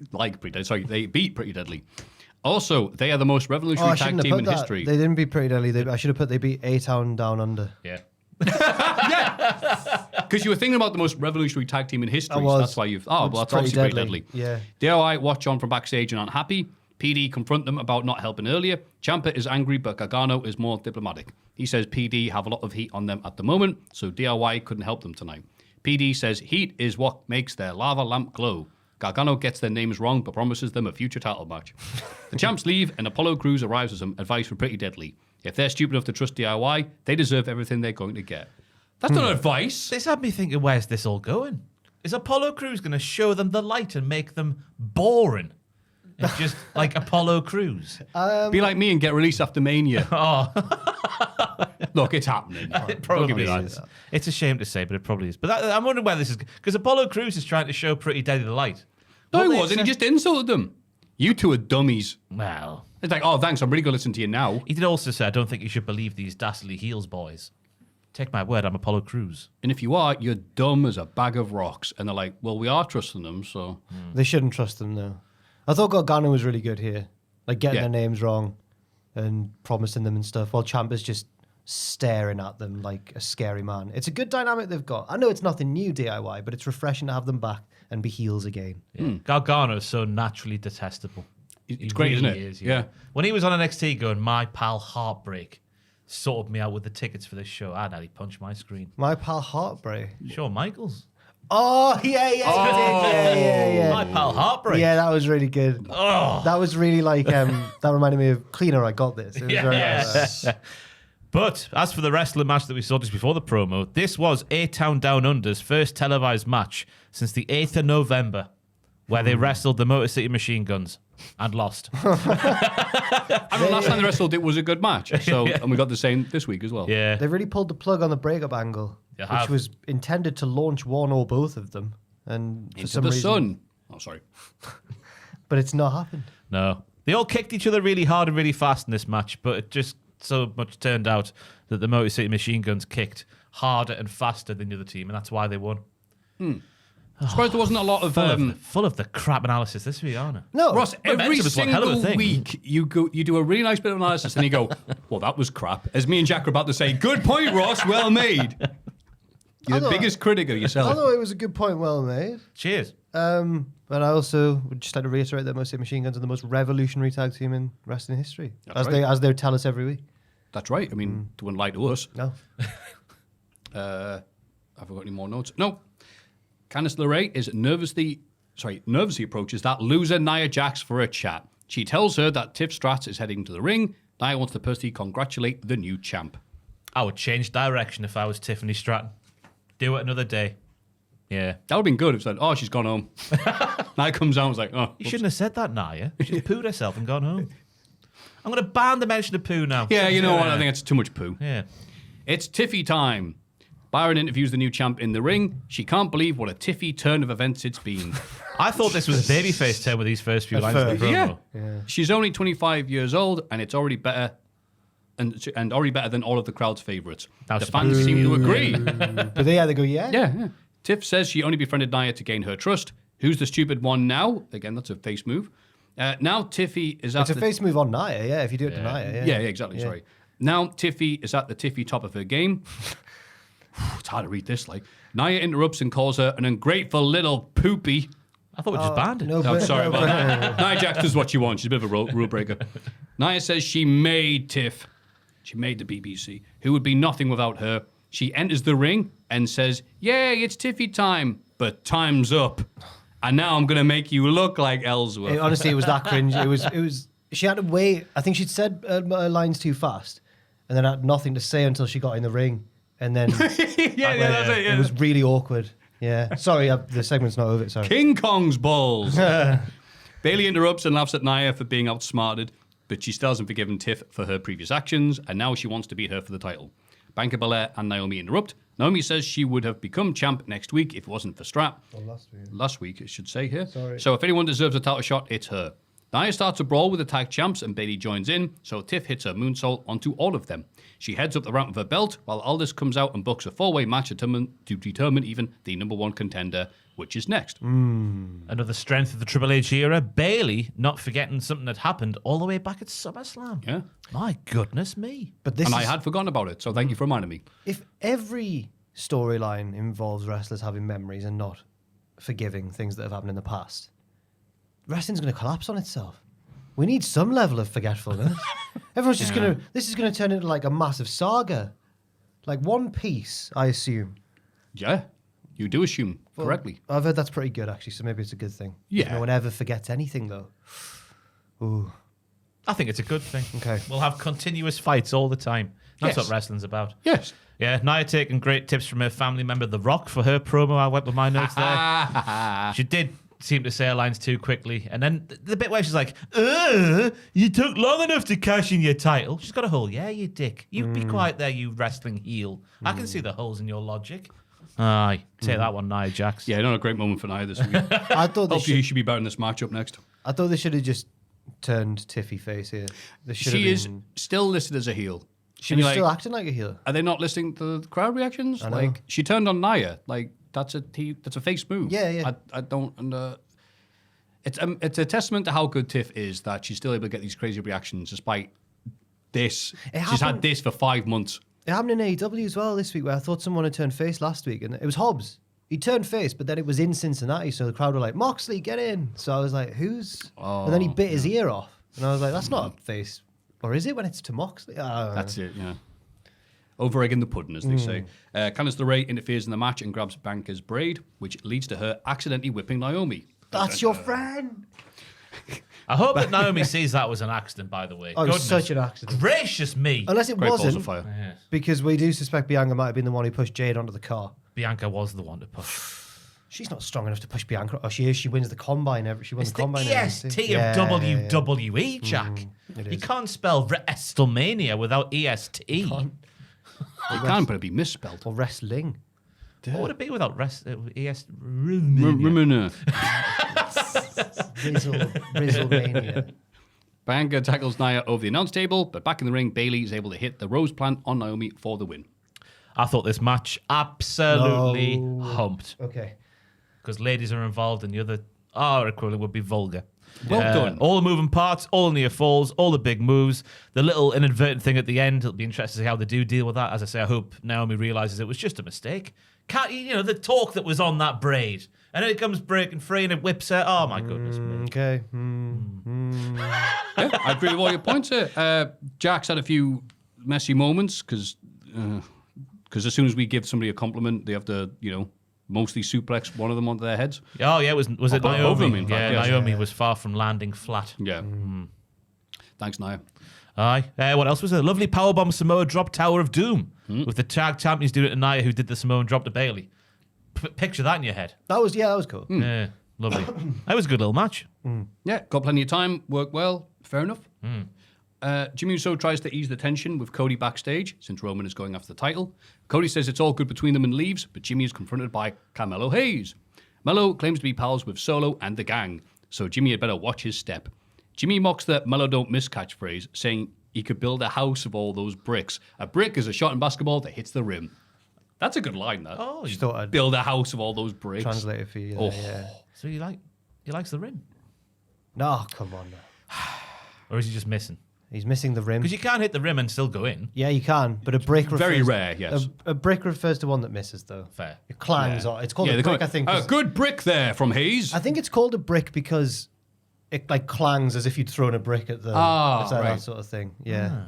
Didn't realize I have a qualification in basketball to understand the wrestling now. Anyway, Carmelo Hayes says that him and Solo and the rest of the Qualification. Yeah, I've got my GCSEs in basketball.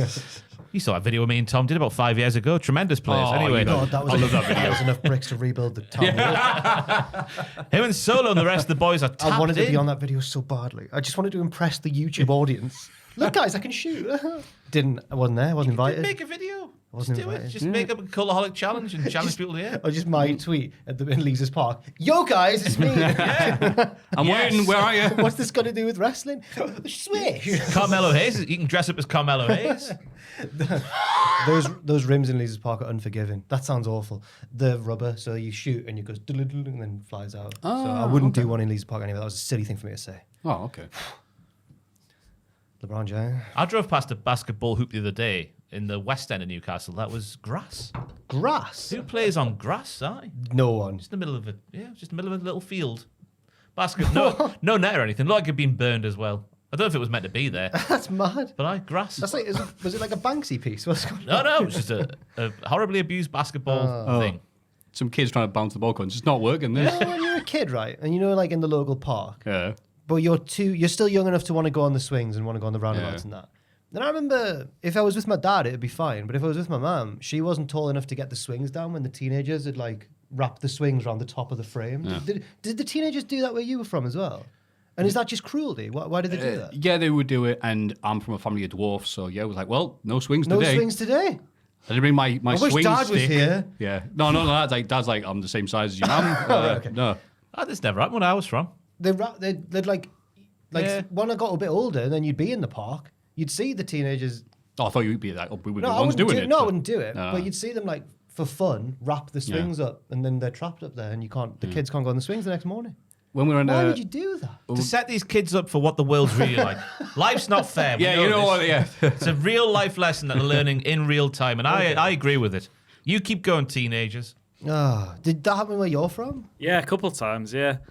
Have you ever also sat on a swing and then twisted Yeah, the chain of course, round 100%. and then let go and then you spin around? Oh, going, absolutely. Oh, come on, that's That's a prerequisite to go on the swings, is it fun. not? It's been so long since. Should we all just go on the swings? I do miss swings. They Yeah, are I miss fun. swings. Really satisfying. I felt like, you The know, air in your face. Hey, remember swings? you get brave enough to do like a jumping dismount on the forwards. Yeah, that's whoa. And then you land like Osprey. At the little park near me grands that would go to in Darlow, there'd just be what I now realise a smackheads had left all their broken glass around the roundabout, and so we as kids didn't care. As we're like, all right, well, make sure when we jump off the roundabout, you don't land on that. Okay, You see yeah. his challenges, all right, jump over the glass, all right. Yeah. I miss being robust. Do you?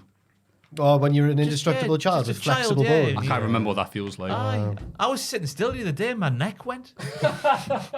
Just this big pain down the side of my neck. I was like, what the hell's going on? Why is this happening? I'm only 32. Crap, yeah. It's crap. Yeah, it's crap. No one warned us. No one told you life was going to be this way. I'm glad that I spent my youth, my proper youth, jumping off the roundabouts and avoiding glass because there's no way I can do it now. Was this I was Darby Allen before it was cool. Darlow Allen? Oh, get in. I love trains. Byron interviews Bayley backstage. He reveals that her title shot will take place next week. Bayley is confident because she's wrestled Tiff a lot recently and the champ has never beaten her. A weakness of the Triple H era, or just wrestling in general, where Bayley was like, we weren't prepared for this match to be announced, even though you're all stood there in your wrestling gear, when sometimes you do promos dressed in your street gear. I wish that on wrestling shows, it's a really minor thing, but, you know, always have them in their gear. I get you. Yeah. I liked when The Miz was caught short once and just wrestled in his normal clothes because he didn't know it was going to be a match. I was like, this is what it should be. Yeah. And we also learned that Tiffy's never beaten Bayley. Shocking. I couldn't believe that. Yes, but it is true. Wow.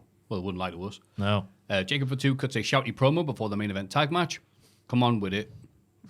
I put that to get Maffew to say, Sorry, come on. Thank you. Yes, that's Come on, Woody. With it. Oh, with it. Come on, Woody. Come on, with Howdy, it. howdy, howdy.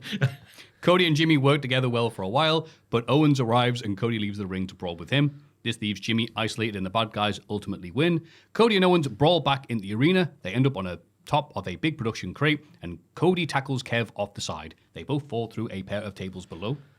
I thought Kevin Owens' arm was going to snap because his arm, when they take the big spill, it's like dangling below him. Yeah. And that's the thing that lands first. I was like, oh my God, he's going to get back up and he's going to look like Ray Phoenix. He's going to look like... With his bendy arm, he'll not have a mask on.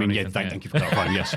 He's going to look like a character in Dragon Ball Z who's been blasted with whatever, and now one of their arms is limp, but they're still breathing and fighting. Wow, you have done your research this week. I just remember watching it as a kid on whatever channel it was on back then. Toonami.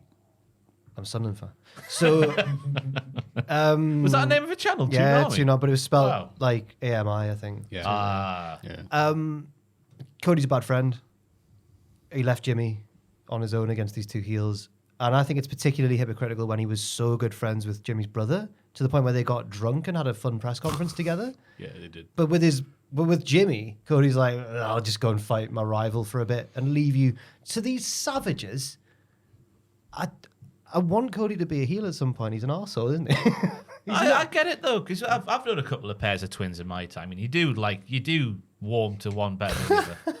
You know what? I think I only know one, and yeah, I did like one you of do. them. I thought it was quite relatable from Cody there. I think it's silly to assume, well, I like this one, I should like the other. It's like, so it's just the same person twice. Yeah. I don't think I know any twins my age, but my girlfriend's nephews are twins, and I was like, do they have the same friendship group? And she was like, there's some overlap, but they've got their own friendship groups. I don't know, I just assumed that they'd just be in all the same circles, but yeah, odd. Brothers, eh? Yeah. What a concept. I know. Twins, though, that's mad. That's mad, especially identical ones. That's mad. Especially when they're identical, but they don't look the same. Yeah, I don't really crazy. get that. Yeah, I don't really understand. I had that at school. Incredible. They'd pop in the room when we found out. Really? Like in year 5, well, we had the 3 school system Yeah. back in my day, and it was like you found out like maybe 6-7 weeks in that these two ladies that were in your class, these two girls, they're identical twins, but they look so different. It was incredible. It must be. So the identical is just the scientific term, like they were the same egg or something. Or, Whatever. I don't know. We're not gonna do the Big E like New Day thing again, Yeah. please no. Cody was booked very strong in this match. So strong for me that you could see the Owens appearance coming before it even happened. There were so many Cody cutters, I could not believe my eyes. Big news in this match as well, going back to the wrestling bit. The new metal announce table won't budge no matter what happens to it. New metal. Well, like Limp Bizkit. Yeah, the Limp Bizkit table. Yeah, and they had like little lights and neon stuff. So I was like, oh, okay. So that's made for Bronson Reed. Not this WrestleMania, maybe next WrestleMania. Give it a bit of time, and then he's the one to finally. You're make right. It was massive. It was like Killdozer. Yeah. Oh, I've seen that story. Yeah, great. Don't know, Killdozer. It's a mad story. Mad story. How so? Is that one too many tangents on the podcast? Yeah, I think so. Cody's tackle off the top of the crate to Owens was, I thought, scary. He probably threw himself into him. It was. This sadly the thing I took from this because they like Owens took it and then immediately got up and started punching Cody as the show went off the air, which I thought was nice. Joe Tessitore, he's been very fine the rest of it. He's got that very authoritative voice. Very fine. Stop it, one hand. He was so empty of emotion as he called this. Bit tired. You know, instead of like by God they went through the table, it was and both men go through the table. They tumble down onto the earth. He's quite measured, isn't he? It was like, all right. And then Thomas the Tank Engine delivered his delivery. You know, there was nothing there. And I thought, wow, that is... Thomas Tank is a passenger train. Sorry, carry on. Hang on. I'm sure I took such offence. Wow, that was really good. Is he really only a passenger train? Yeah, Annie and Clarabelle were his 2 carriages, weren't they? They You've got me there, Annie and Clarabelle with it, yeah. You're not like your Henry and your Gordons. No. They're the big Because they're boys. the big ones and they... Wow, I have been completely Thomas Toby. here. What the F is Toby? Toby's, I thought, is he not a tram? Oh, no, he's just weird shit. He's just got a wooden body, hasn't he? Yeah. He's a wooden boy. Haven't finished making him yet. A wooden boxy boy. Toby the Box. Yes! Yes! But I get what you're saying. We need Wade Barrett to prod him or something just to Wade get him was excited. I think Wade was like, and now Joe's going to really deliver this line here with gusto. And then I guess he couldn't like yell afterwards because it would be even more awkward. So I'm like, oh, Wade's like, yes, they went through the table. The thing you just said happened. The Like, end. Yeah, bye-bye. Yeah, there's nothing he could do. So I was like, all right, Joe, cheers. Thanks for all that emotion you put there. And this was the first 3-hour SmackDown. Is that right? Yes, No. I think. bollocks. Last week's was last week 3 hour? Yeah. This one felt way longer. Yeah. Like it felt everything stretched out, and maybe it's because they're going to be building up and obviously doing the brand split soon, so got more people in to fill the gaps. It felt a lot of padding, a lot of stuff to build up to. That thing is next, and again that Raw 2019 thing of, oh no, don't stop this. We want a match later on tonight. I'm like, oh, we're doing this. How are we to fill up the 3 hours? Oh, okay. So there was some good stuff here, but like too little butter over too much bread. Yes. Yeah. I agree. Monday Night Raw. Much the same. CM Punk arrives to open the show and thanks all the firefighters in California. What a nice man. He cuts a promo about winning last week and says Seth Rollins is no longer in his future plans. He talks about his dream of main eventing WrestleMania. John Cena may have declared his entry into the Rumble last week, but now Punk is doing so too. Punk calls for his music, but Seth comes out instead. Punk asks why it's never somebody he'd actually want to interrupt him, like Rhea Ripley. Says it's suspicious. Dirty old bastard. Just pervy, wasn't it? Why not Otis or someone like that? Yeah. Otis can have a good time like Rhea Ripley can. It In was, fact, I'd argue you'd have more of a laugh with Otis than you would do with Rhea. Because you know why? Because Punk's scared of Otis.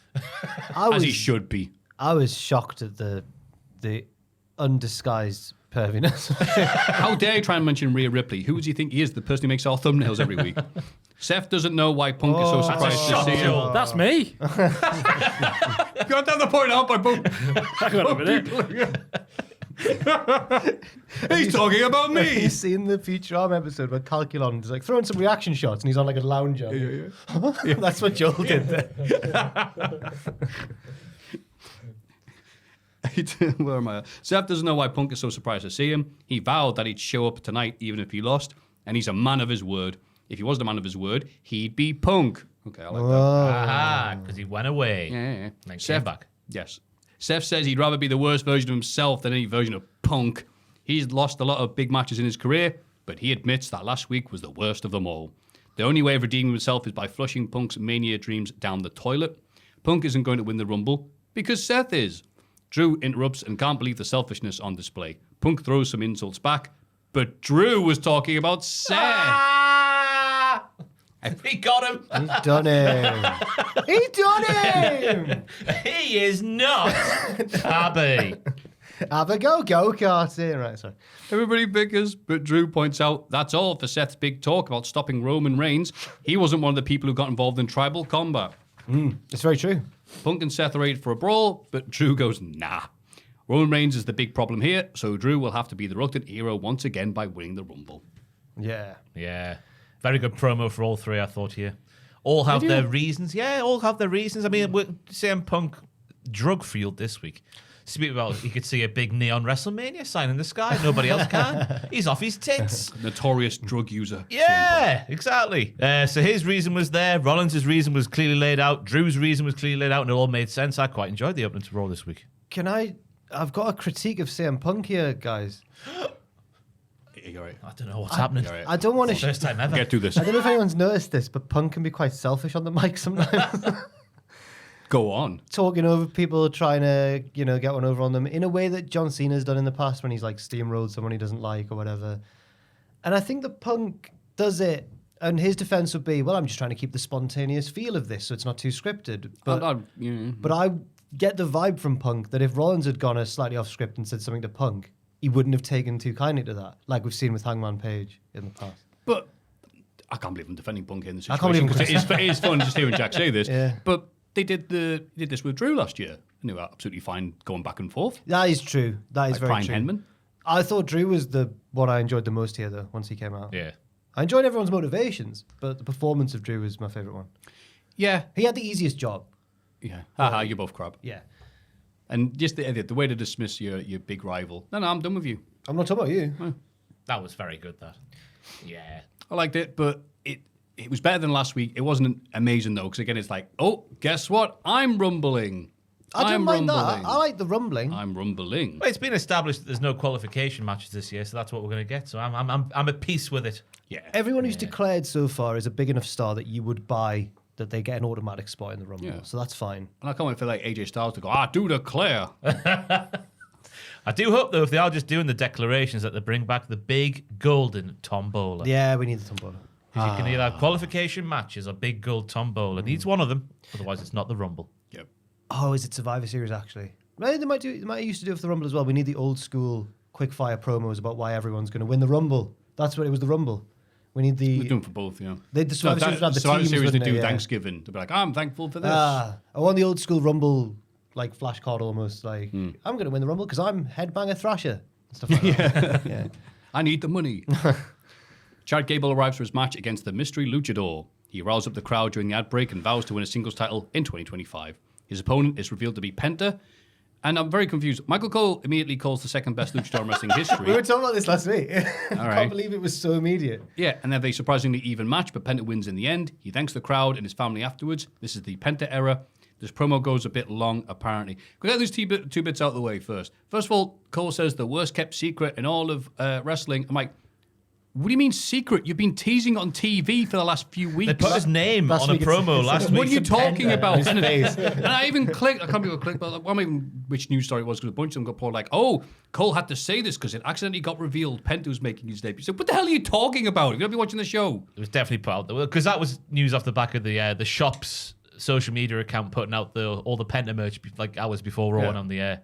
Again, it was just to put out there on purpose, just to get the internet fans going, wasn't it? Yeah, but again, we knew it was happening. Yeah. And then the other thing that has been going around via Mike Johnson from PPV Insider, a name you can trust, was the fact that, apparently Penta's promo went too long and all this. And I'm like, hang on. I thought the entire point of them being on Netflix, as heard by Mr. Triple H himself, was the fact that they could go as long as they need to. And this whole bloody thing only went 2.5 hours this week. This week of all weeks, they had 2 dark matches because they had Bayley on Raw for a little bit to set up a dark match with Nia Jax. So they still had a window, but it was just a window to satisfy the live audience and fit to their ticket things. That's why they had... Because a lot of people going like, why did they have a hard out when they're on Netflix anyway? But that's why, because of the 2 dark matches. Thank you for clarifying that, Ross. Yes. I think Bailey was there especially because it was in San Jose, wasn't it? Yes. That's her town. And if the other story from last week was true, where the Penta was meant to be on last week's show but wasn't, I'm glad they held off for this week because having more of like a hometownish audience for Penta really added to his debut for me. Like the people going along with Sarah Maed, all that sort of stuff, popping for his Mexican, the Spanish speaking bit, of his promo. My goodness me. I thought it really added to his presentation. I was going to say, apart from those 2 little things when I got out the way, hell yeah. What a great debut. Hell yeah. Hell yeah. In terms of the presentation, yes. The match had a couple of moments where I went, but... Yeah, it was a little bit at the start where Penta was just like, I'm going to do a springboard leg drop. Oh, bloody hell, no, I'm not. There was that. But apart from that... There was the dive to the outside where he just went splash. Do you reckon that's different ropes? Oh, maybe. It did take Rey Mysterio a while to get used to the... He's used to cables, isn't he? Yeah. Penta, now they've got ropey ropes. But he's, out of all the luchadors, he's not as... He can still do the high fly, and he's not as high flyery as other modern American luchadors who wrestle in the States. I liked it as well. I thought his entrance was really cool. Yeah, cool entrance, cool look. I love Penta. I love Penta ever since I watched him lucha on the ground. So I'd be, all right, okay, we'll just have this character be him. He's not a plumber. Or out like that. He's just Penta. Weird hearing him talk, actually. I know he's not a silent character or anything, but I thought they'd keep him silent for a few weeks at least. Yeah, he wasn't cursing up a storm like he did Lucha Underground. So I'm like, he's nice and friendly. Also, his daughter was crying watching it. I didn't realize it was his daughter. Yeah. So I was just like, they're making the fans cry. And they went, no, they're related. I went, I don't care. A colleague of mine in Ross's once was giving out backstage guest passes, not guest passes, like backstage access to all the wrestlers as they arrived at a venue in WCPW once. Rey Mysterio turned up and he was like, there you go, Rey, there's one for your pal as well. Pal was Penta. But he didn't know. I mean, they're not wearing the mask. Yeah. But yeah, got like the arm snap, called the sacrifice, the Penta driver, the pump handle driver, the dives and everything else like that. The destroyer cell from Gable. I'm surprised that wasn't the finish. It was probably like Kurt Angle's It style. was like, on SmackDown 2 where people get knocked out. Yeah. Yeah. Little backwards roll, then yeah, it was. proper like that. Because that was the thing as well. Like Penta got a lot of stuff in there, but Gable also got stuff in there as well. Because he said as well in his promo at the start of the match that he's good. This is the year where he's going to win a singles title finally. I hope so. It feels like they're not completely dead on the idea of Chad Gable, which is nice. I really hope he does, because this match didn't just remind me. Penta's very cool, but also Gable's good. He's really good. I think that's why he got picked. Because if you want to have someone make a good first impression, having them in there with someone like Chad Gable makes a lot of sense. Yeah. Like Modern day Dolph Tangaloa. Ziggler. Imagine giving someone a Tangaloa debut match, eh? You don't have to hide it enough in there. It's a bit harsh in it, but he is rubbish in it. It's true. That's why we like him. Ironically. Because he's rubbish. So yeah, yes. Well done, Penta. There's tension in the JD's clubhouse between Finn and Liv, because Finn doesn't seem too sad about Liv's title loss. Dom turns up with roses to apologise for last week. Liv says she isn't angry, but immediately tells him to get her bags from the car. She walks off with Raquel, and Dom is relieved she isn't mad at him. Finn tells him he's being an idiot. Balor says tonight he's going to end Damian Priest for real this time before winning back the tag team titles. JD heads off with Carlito to man the tag title shot. Dom offers to be in Finn's corner tonight, but he says, nah, Yari. Yeah. The split's coming. Slowly. In Triple H way. Yeah, so it'll be like the Waller and Theory split and Fraxium. I don't really have much to... They've written off the... They've kind of written off the whole Rhea... him trying to go back to Rhea last week as just a silly little thing. Yeah. But it's been made something because Liv's obviously going to rinse him now for weeks on end, and Dom's not going to realise until she makes him do something terrible. Oh, that would be good. Story. Yeah. I was worried that they just weren't going to ever mention it and pretend it didn't happen, but I'm glad they've at least addressed it. Oh, Liv had some piss and vinegar in her little, like, you go get my bags there, boy. Yeah. Bye-bye. Chop, chop. And Raquel's bags. Do you think the clubhouses are sometimes getting lazier week by week? This was just a corridor with a telly on the end of it. Yeah. I didn't Well, notice. it's a show to the scent. It's the Depends mise en where they- scène. So they turn up early before everyone else and, right, we need to set up a clubhouse Yeah. in this venue. Yeah. You okay. do it. No, you do it. I'm the champ. No, you. Did notice on the TV that Dom only had a 1-star match on 2K24 this week. Or Oh. 2K25, whatever it is. Symbolism. Yeah. They used to win in that game, and now they can't even get 2 stars. Kathy Kelly interviews the Pure Fusion Collective. There we go. During the break, she asks why they attacked Kairi Sane. Sonya says it's just a preview of what they're going to do in 2025. Shayna says it's a warning to everyone. Zoe doesn't care who wins the women's IC title tonight, but she wants to be first in line. Sonya corrects her and says one of them will win the title, not necessarily Zoe. Was that... Yeah. Was that on purpose, or was that Zoe going into business for herself? It felt I very... mean, it gives us something to do. Obviously, like, yeah, you're going to do this, and we're going to do nothing. Because it didn't feel like Sonya was in character, like, annoyed, going, you watch your attitude there, Zoe. She says, like, what she meant to say was. Yeah, but Zoe doesn't go, no, I actually meant me. She just kind of goes, yeah. Like, they're all still a team.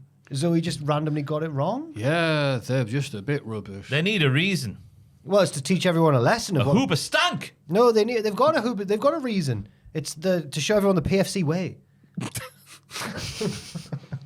And that way is to go buy a shirt during these segments. Look how much leather we wear, and we can punch you. That's the PFC lifestyle. A very Tamina promo from all of them. They were just Yeah. repeating themselves over and over again. weren't They've got they? nothing love else to Tamina. talk about. I There's do, nothing but to them. I can admit where there's flaws. Okay. I do miss Tamina. I think the business is worse off for her not being on screen. She could be the mysterious leader of the PFC in a The mysterious leader. What was Vince? She's the higher power. higher power of the PFC. in Just a have a quote. sheet on her head. Ooh. Daniel Cormier is in the ring for the next. The crowd. In the ring. Oh. Get down, you mad get. Daniel Cormier's in the crowd for the next match. Oh, he shows up now. Lesnar's gone. It's my pal DC. DC fears no man. Sorry, I don't know. I was just got really defensive there over No, I do like DC. I like the DC. He seems like a nice guy. The MMA community are souring on him as a commentator in the UFC because apparently he just doesn't really do his research and kind of favors the people that he knows. Just like a normal like an old legend on commentary. Yeah. Good lad. As well as Bron Breakker is in the crowd. Sheamus beats Ludwig Kaiser with the Brogue Kick. He gets in Breaker's face, who shoves him. The referee breaks it up, and Daniel Cormier is nowhere to be seen for that. Sheamus versus Kaiser again. I feel like Just to we've seen keep it this going match. until Rumble, I guess. They always have a good match, but I'm like, how many? You should obviously on Cage Match how many they've had. It probably isn't as many as I'm assuming, but it feels like a lot. I'm going to go with 3. It's just televised. singles, Just singles matches, televised yeah. singles. 4. Interesting. What number are you picking, Jack? I wanted to go for 4 as well, but now I feel like I can't pick that because you did. Now you can't. You have to pick something else, 5. unfortunately. That's how this game 5's works. too many. Yeah, It's never yeah, 5. yeah. Ross is I'm Googling, Googling. Googling. I am Ross is Googling. Sheamus, Ludwig Kaiser. 1. 2. There's a triple threat there. 2. Does triple threat count? No. 3. That was last August, by the way. 4. That's last June. It's 4. Yes.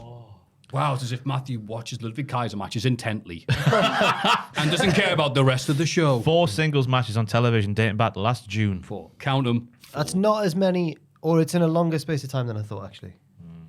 Yeah. But they battered each other. Yeah, They it did. I watched the interview CVV did with single S, Sheamus, where he's just like, I like Ludwig Kaiser. He batters me, I batter him. We have a great time in that ring. Yeah, but what did Sheamus say? I know. Isn't CVV where you get in the back of your debit card? The CVV number. Yeah. Oh, do Is you it reckon that's a CVV? worked name by Chris? I've only just got that. Is that supposed to be a... Well, he's very smart, isn't he? When you get an interview by Chris that you're secure, you're Something pin like that. protected, baby. Yeah, No, Yeah, don't get pinned.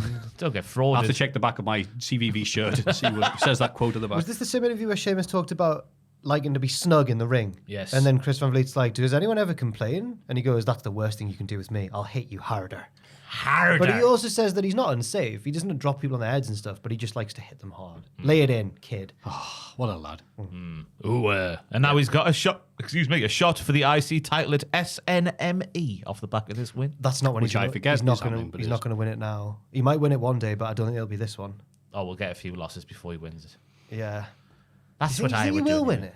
Eventually, yes. Okay. He would become the ultimate Triple Crown champion, Yep.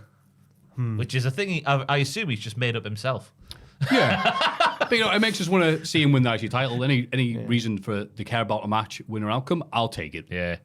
That would make him like the first guy ever to win everything, like the Money in the Bank, the King of the Ring, Rumble. Slammy Award probably thrown in there somewhere. Yeah. When is the SNME next one? January the 25th, I believe. Oh, it's quite close. Oh, you'll win it at Mania maybe then.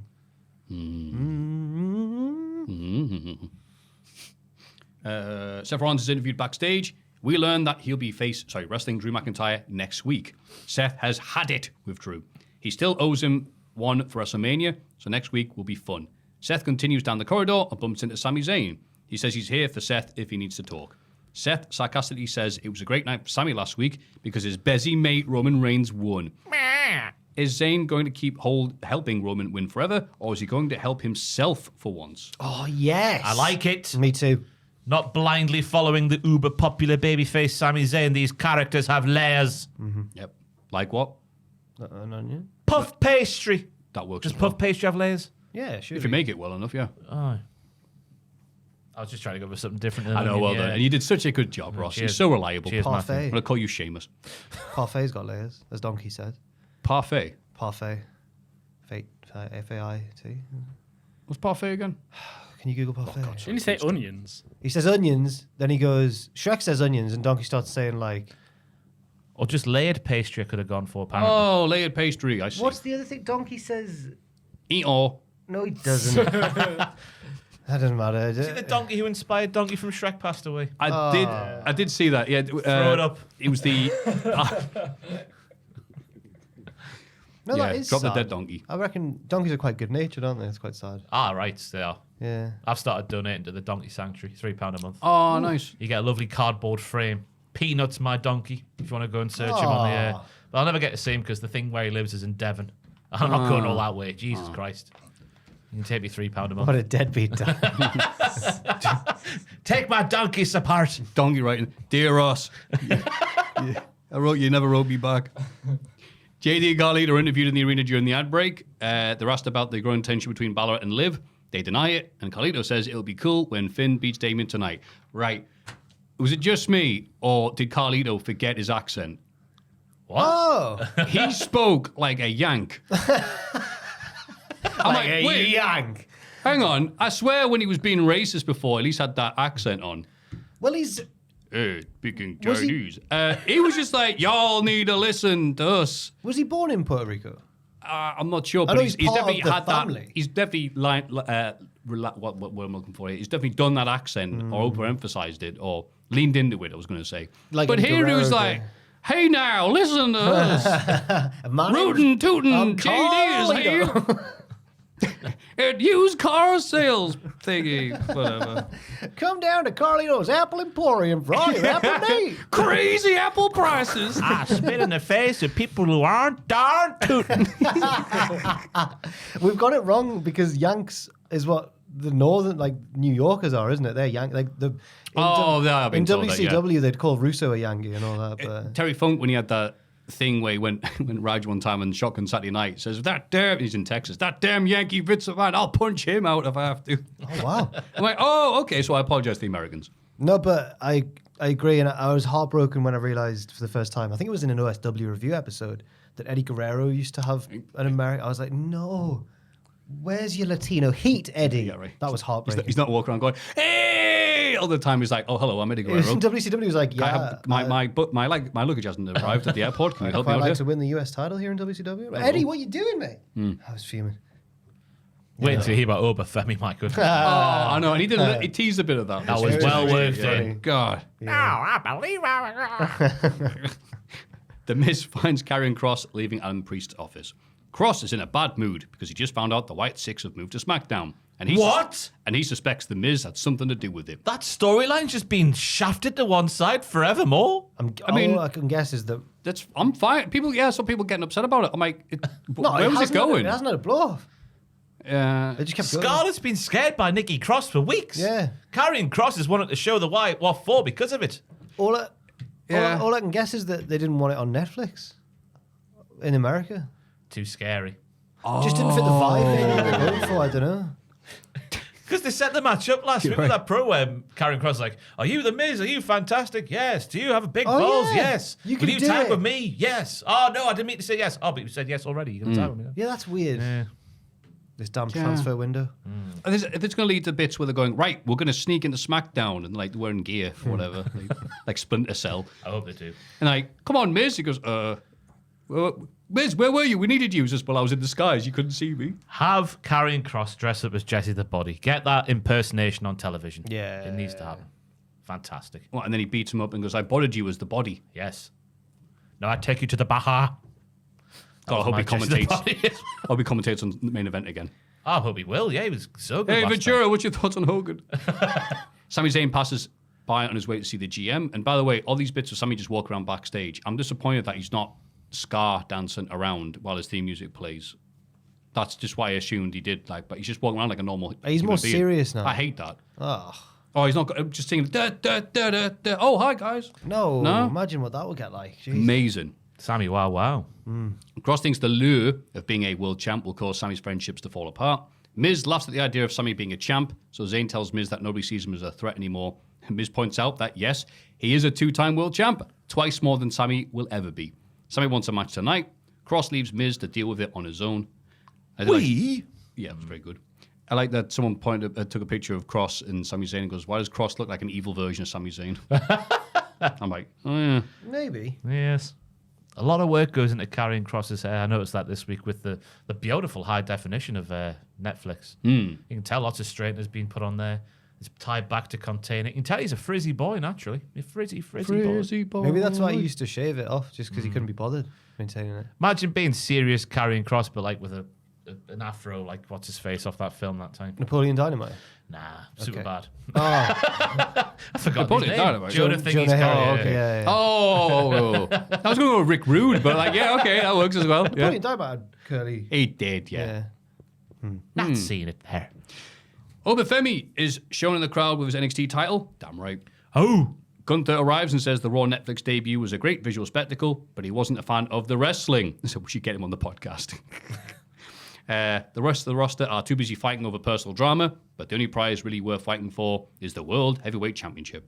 Jey Uso interrupts and gets tired during his entrance. He was blown up. He starts the promo, he's like, He's still got weed in his stomach from last week. He's keen on a title shot for the next Saturday night's main event. Gunther can't believe Jey thinks he can take the belt from him, especially because he's already beaten him twice in the past. Jey might be funny and entertaining, but when the bell rings, Gunther will expose him for what he truly is. A really talented tag team wrestler. Oh. Main event is just a name for Jey, but it's where Gunther really belongs. Gunther starts to leave, but Jey calls him back and gives him a fiery response. All about betting on himself and earning that respect. He's going to beat Gunther's ass for the title. The best bit of that promo there, apart from like your main event, main event is just a nickname. That's the place I belong. Was when Jay is doing his little comeback promo, and the crowd start doing the yeet in between everything he says, like they used to do with the What chant for Austin. Yeah. And Jay's like, "Hold on there, pals, not now." And they stopped doing it, and they got more serious. I was like, "Yes." Layers are creeping back into Jey Uso. So you're speaking about the podcast. Clearly, he's a fan. He goes, "All right, I won't eat for a bit." Adam Pacitti, who does not like the yeets. I don't like the yeets. Oh, as well. I could take him. Or leave him. You could take him. I could beat We're up gonna Jey take him. Uso. Yes, I Yeah, could. that's it. Get him. I liked Gunther here, and I really liked his review of the previous week's show at the start. I wish he would do that every week. No, last week's show, I thought the motivation of the characters was a bit... I thought it was more like Monday Night Ball. yeah. Welcome to the Oh, no, can't do that one. Welcome to what we degraded. That's what we used to do with Gunter. Doesn't matter. More were like you a gonna do- I know he degrade. said ups and Were you downs. I gonna do a can't walk lie. out to show? More like a degrading. Yeah. Ha, ha, ha. I am from Austria. I saw an old picture of me from back at What Culture the other day. You look the I'm so same. young. Yeah, like we on about No, if you saw the picture. Benjamin Button. I had a cardboard belt on. I don't wear that anymore. Well, yeah, you've got money now. You could buy a proper belt. Where's the money from? Yeah, where's that from? Oh, sorry. Sorry, I took your money. I apologize. No, I was. I Montana know, Billy's going to hear this. The year's time is going to buy him a new belt. I know you sell it, Sim. I didn't. When it's yourself, you can tell. I like the young picture of you showed us the other day, though. That was fun. Oh, yeah, God. Because someone from MagFest, like revealed their new identity. And I was like, hello, new identity and all this. I was like, oh, when's the last time I talked to them? I scrolled up a Facebook chat. I was like, they sent me the picture of me and Nobu Etsumo. Oh my God, the Bobu Sabu thing. Oh, Bobu no. Sabu. Is that charlatan who made that theme for Kenny Omega? That theme for Kenny Omega. Charlatan. Yeah. Yes, that's Is that that's the name? him. Is that the name of the guy or the? So who are all the other blokes in the picture? It was Nobu Etsumo and I can't remember the rest of the band. It wasn't the Black Mages. Like It the E was- Street Band. Yeah, exactly, yeah. Because it looks like you're part of their stable and you're on excursion. in Japan. I'm going to get another coat like that. God, Nice that's coat. stunning. Oh yeah. Swear. You know, Nice I picture. won't say gotta look young there. I was like, no, I just look better. What year was that then? I mean, 2012. Do you want me to get it up? Oh, Joel, I thought you'd never asked. Put the coat on, Matthew. That'll work, won't it, Joe? Doesn't matter. It's a lovely picture and it's a lovely coat. It's Oh, right, yeah, I did send it in the it's chat. like sort of like mate, a yeah, black peacoat looking affair. Lovely. Funeral fodder, I would argue. It's not far off, actually. You could wear it at a funeral and it wouldn't be weird. So that's who we got to blame for Kenny Omega's new theme in the middle. I'm guessing he's the one in the middle, yeah. Yeah, and I'm like, I'm posing for the photo, and everyone else is like, yeah, all right, Paul. That's a cool photo, man. That's why it sounded so disingenuous. No, I was still laughing. Oh, Papa Sapo. Oh, God. So who did you know in that picture? Anyone? No, just Nobu. Like, they were like his supporting band, because he played live. So you Songs went- that he'd composed. You've gone up to him after the gig, basically. Yeah, this is like the Monday afternoon, so everyone's like, the hotel's empty, and it's just me, and I just went, hang on, is that Nobu? Well, of course it's him. Well, Please it's gonna say believe me. when you walked up to him, you're like, how you doing, pal? I probably offensively went, arigato, like that. No, I did say hello. His English is very good. Okay, good. Me, Maffew, and he's just there. All right, come here, you little. No, he was very nice and polite, and I was also so was I. Me, Maffew, and he goes, Until I ruined it. He goes, aye, from Bish. Yeah, he went, yeah, right. Yeah, no, I like this from Jay. This did a very good job of putting Okay. Jay over. Crowd are just ready to eat him up. And I meant, wait, that's a negative thing, isn't it? Sorry, they're ready to support him, I No, should say. I get what you mean. Yeah, they are. But I don't think I am. I don't want Gunnar to lose. Well, I don't want Gunnar to lose the belt. to For Jay. a match on Saturday night's main event, this is perfect. For Yes, like a fair pay-per-view enough. or Rumble defense, no. But yeah, for the thing that it is good for. It is the thing that Makes it is. sense as well because Jay got his big win over Drew last week, and that hasn't just been forgotten about. It's led to this. So, And yeah. exactly what I thought. Like, oh, that makes sense then. Yeah. Cool. Not happy with them teasing Obafemi, Gunther, and then going with this though. Like, come on. Oh, there's time. Tantalize us with Matthew, that. There's time. Yeah. With a hype package ahead of the women's IC tournament final.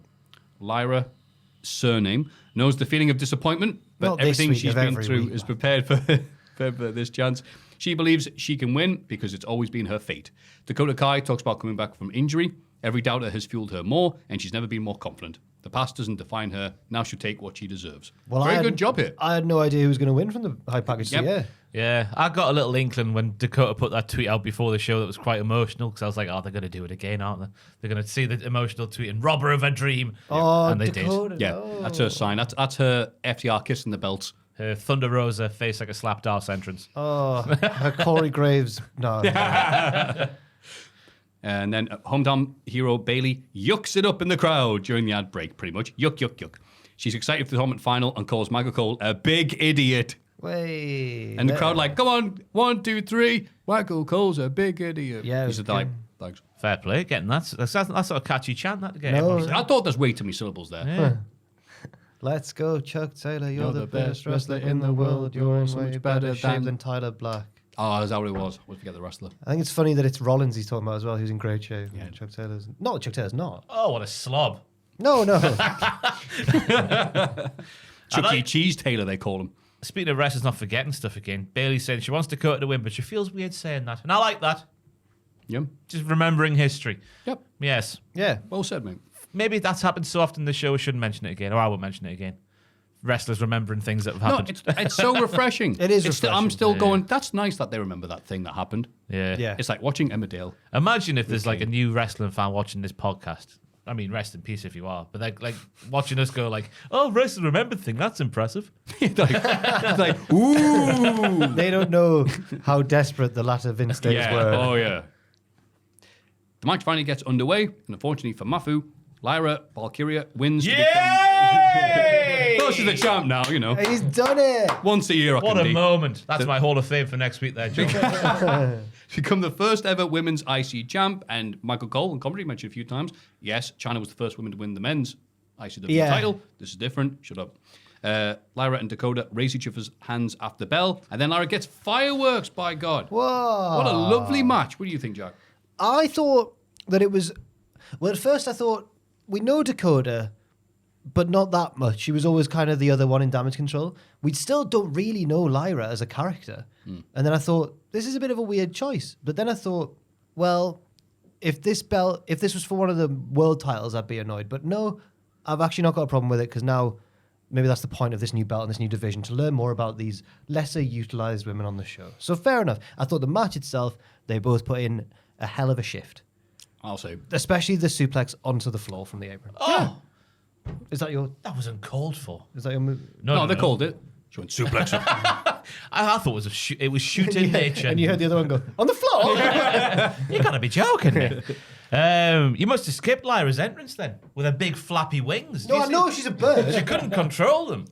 Incredible scenes. She took off. And then Michael told us it's to do with Morgan, the goddess of war.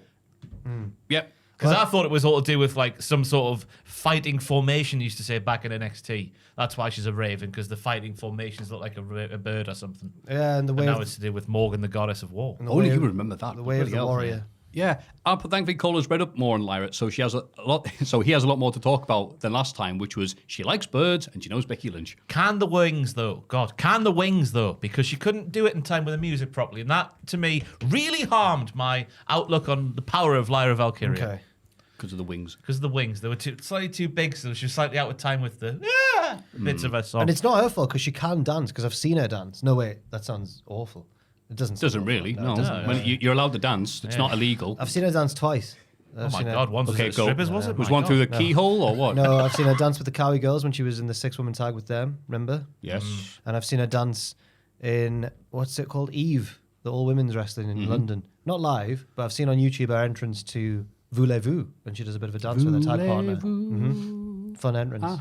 They've both got cups of coffee for some reason on the way to the ring. Drinking coffee like That the seems ring. dangerous. I know, that. yeah. Because Anyway, that caffeine can take a hold so quickly. It's an evil mistress. I think Especially it's- you want that like in your stomach. I think it was her and Debbie Kydell, maybe.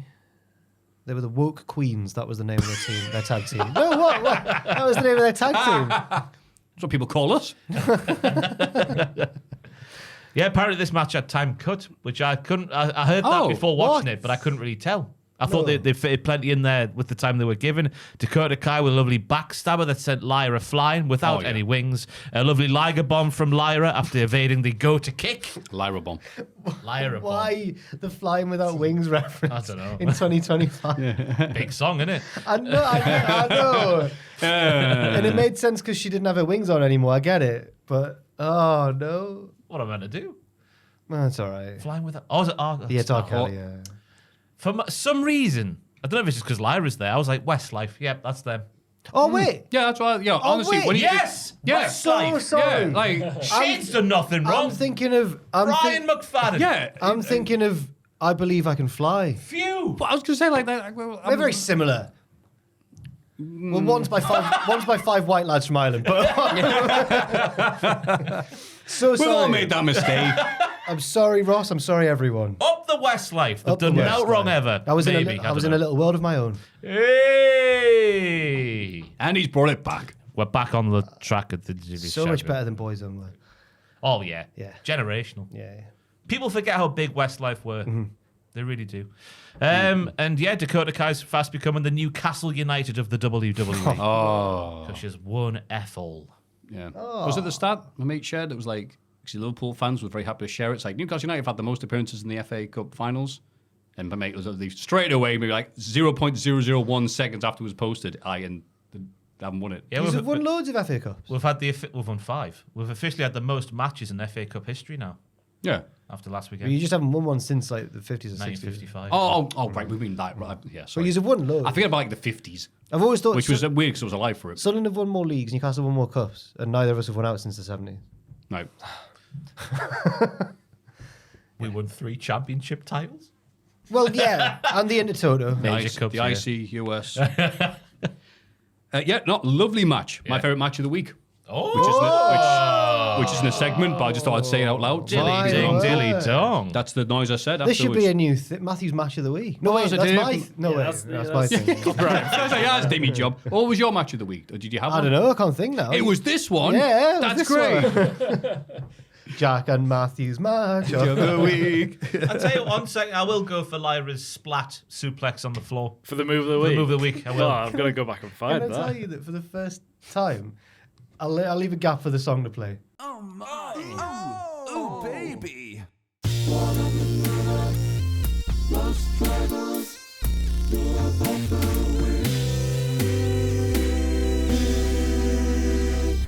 Okay, for the first time last week, I realised what the lyrics to that song are. It's What a Maneuver, Ross Tweddle's move of the week. Yeah. I thought it was 1 in a million. And I've thought that for like 4 years. I'll be honest, I've not listened to it since I sent it to. It would have been Tubman at the time to put it in the podcast. Yeah, it's quite old now, isn't it? To be fair. You look very different. Ross Tweddle's move of the week. Very catchy. Yeah. He believes he can fly. No. I'm surprised that's still in the jingle, really. I mean, we probably should have taken that years ago. I'm a star up in the sky. Wait, no, why am I trying to It's Westlife's biggest song, isn't it? The world's greatest.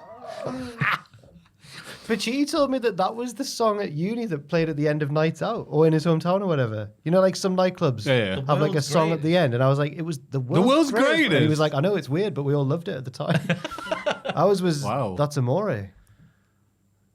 I don't think I've ever been to a club that had like a. And the closing theme. Like a closing theme, yeah. Legends used to have the theme from Cheers. Where everybody knows your name. So I ended up learning the lyrics of it because it played every week. And everyone else is leaving. I'm on the dance floor. Just scared that get out. A lot of places use closing time, obviously, and stuff like that. Of course, but I think the DJs must be sick of that song. Kai using one leg to keep Dakota at bay, upside down position, and then kick her with the other leg. Oh, but I'll do it. What a great match. Yeah. Oh good my one. God, the suplex of an apron. Wow. Lovely stuff here. It bodes well for the belt's future as the work rate belt or whatever. Yes. Yeah. 100% agree. Now we're at the New Day are interviewed backstage by Kathy Kelly during the break again. They're angry about being kicked out of the locker room by Ray. He's no leader. He's a deadbeat dad. Meanwhile, Kofi, the greatest son a parent could ever ask for, still can't get his own mother to speak to him. Xavier asks if Kathy has any more questions, but tells her they're out of time. Oh, Fair turn the play. tables. Fair play, lads. Yeah. Turnabout is fair play. Aye. I think I know where this is going to go. Ray and Penta versus the New Day. Penta breaks Ray's arm and turns on him because we need heel Penta in there as soon as possible. He's done his babyface thing now. We've seen that. With all that merch, Oh, God. You're right. The license to print money. those masks for $75. And I think there's a more expensive one if you're that way inclined. That way inclined to part with your money. Yeah, if you're one of them. You bastard. Using coded language here on the podcast. I'll put here, I like Kofi Kingston's new Belarus beard. He has got a very Belarus. naked top lip, hasn't he? Yeah. Belarus beard. Yeah. It's all the UFC fighters Like- from Belarus have that one beard. Like Dagestan. Kardashian. Exactly. Yeah. Thank God he's not on WWE Raw. I'll be off the Khabib podcast in a Nurmagomedov? second. Yeah. Not Khabib, the other one with the brown beard. maybe- Red Parvish one. Maybe Islam Makhachev. Potentially. Yeah. Maybe Kamzat Kumayev. Yeah, There's them. a lot of them. That's it. Yeah. They're all from either Chechnya or Dagestan Yeah. That was fun. Where is Dagestan? in Russia. Very interesting.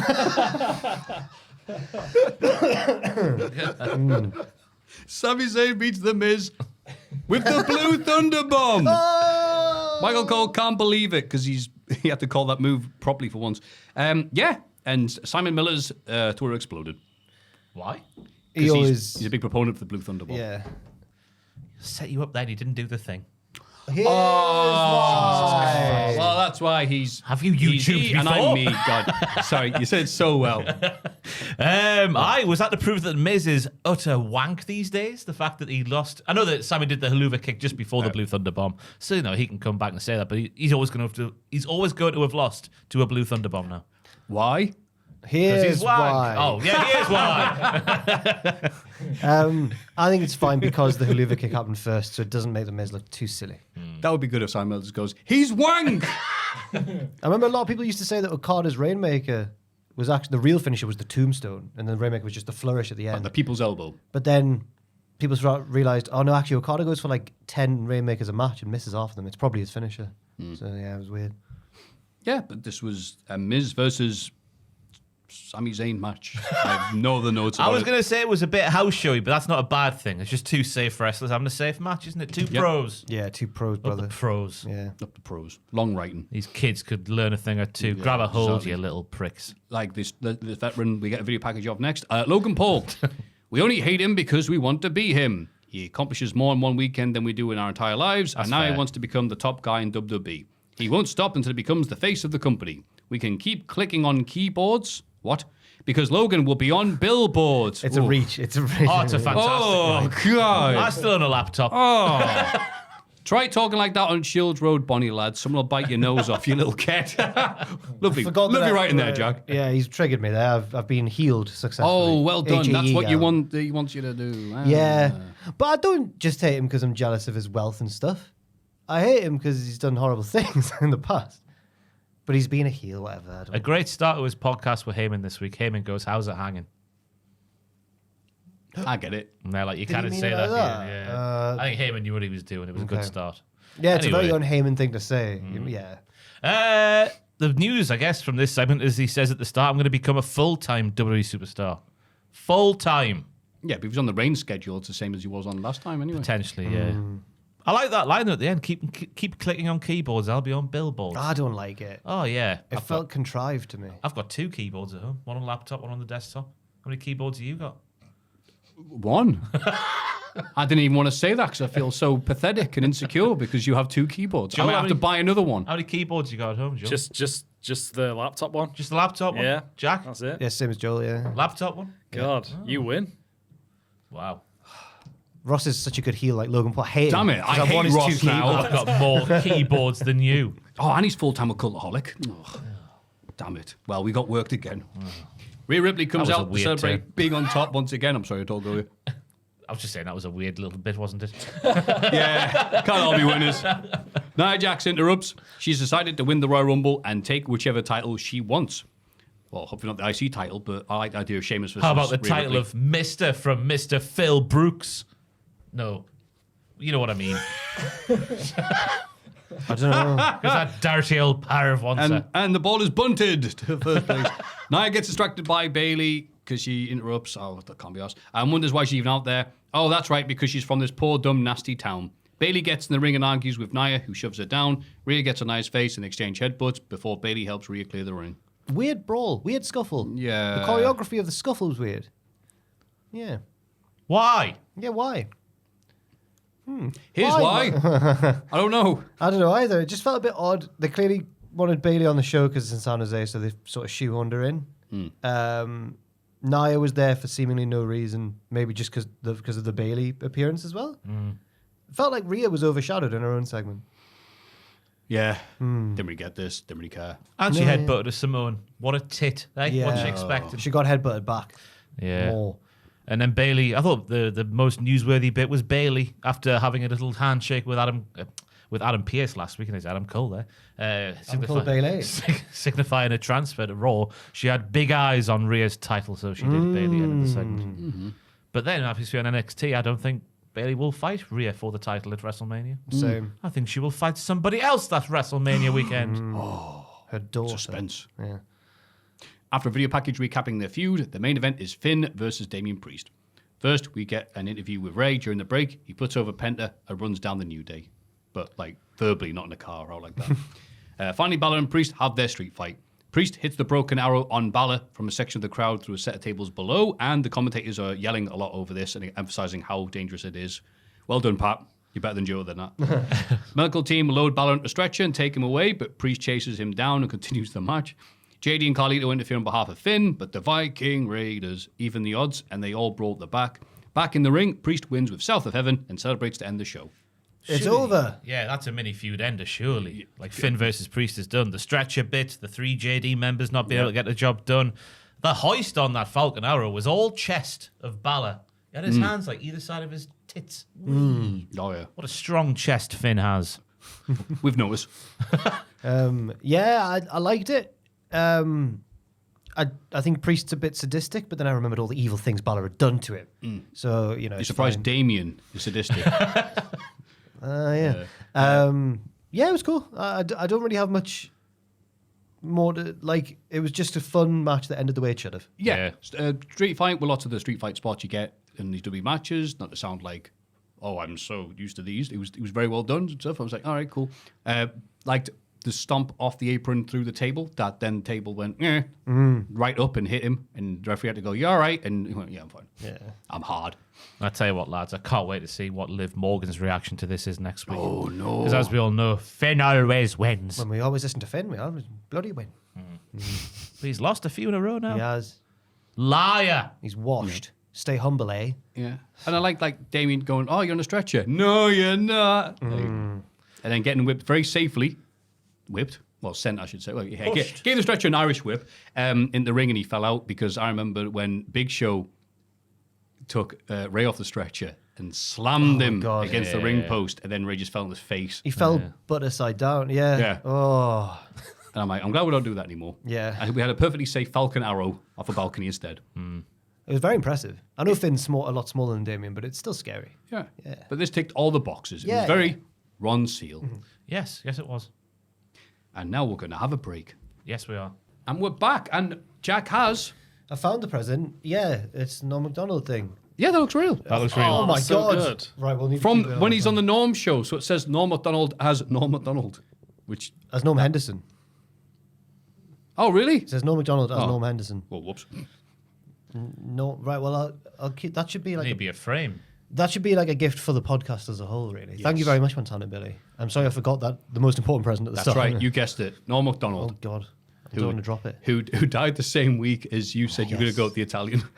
And that's how we remember that date. Well, I said that if Norm doesn't win this Hall of Fame, I'll go to the... And then I won the Hall of Fame. And I'm still planning to do it. Oh, yeah. Yeah. Uh-huh. I think it was in 2021. The Italians... But God, Jesus. It is, isn't it? What? Yeah. We're all nearly dead soon. It should obviously be the last thing that happens when this place eventually just... Oh, the last episode of Cultaholic, yeah. Of me just... The closing shot is Jack looking at the Italian going, don't stop. And his face is like, NXT. Back in the shed. I'll turn it around so that Norm's facing the camera. The spiritual home of professional wrestling. Yeah, he's normal. Look how happy he is. How flat he is. Flat Norm. Obafemi opens the show. He mocks lesser wrestlers who, upon winning the NXT title, would say in a whiny American voice, "Oh, I didn't believe I could do it."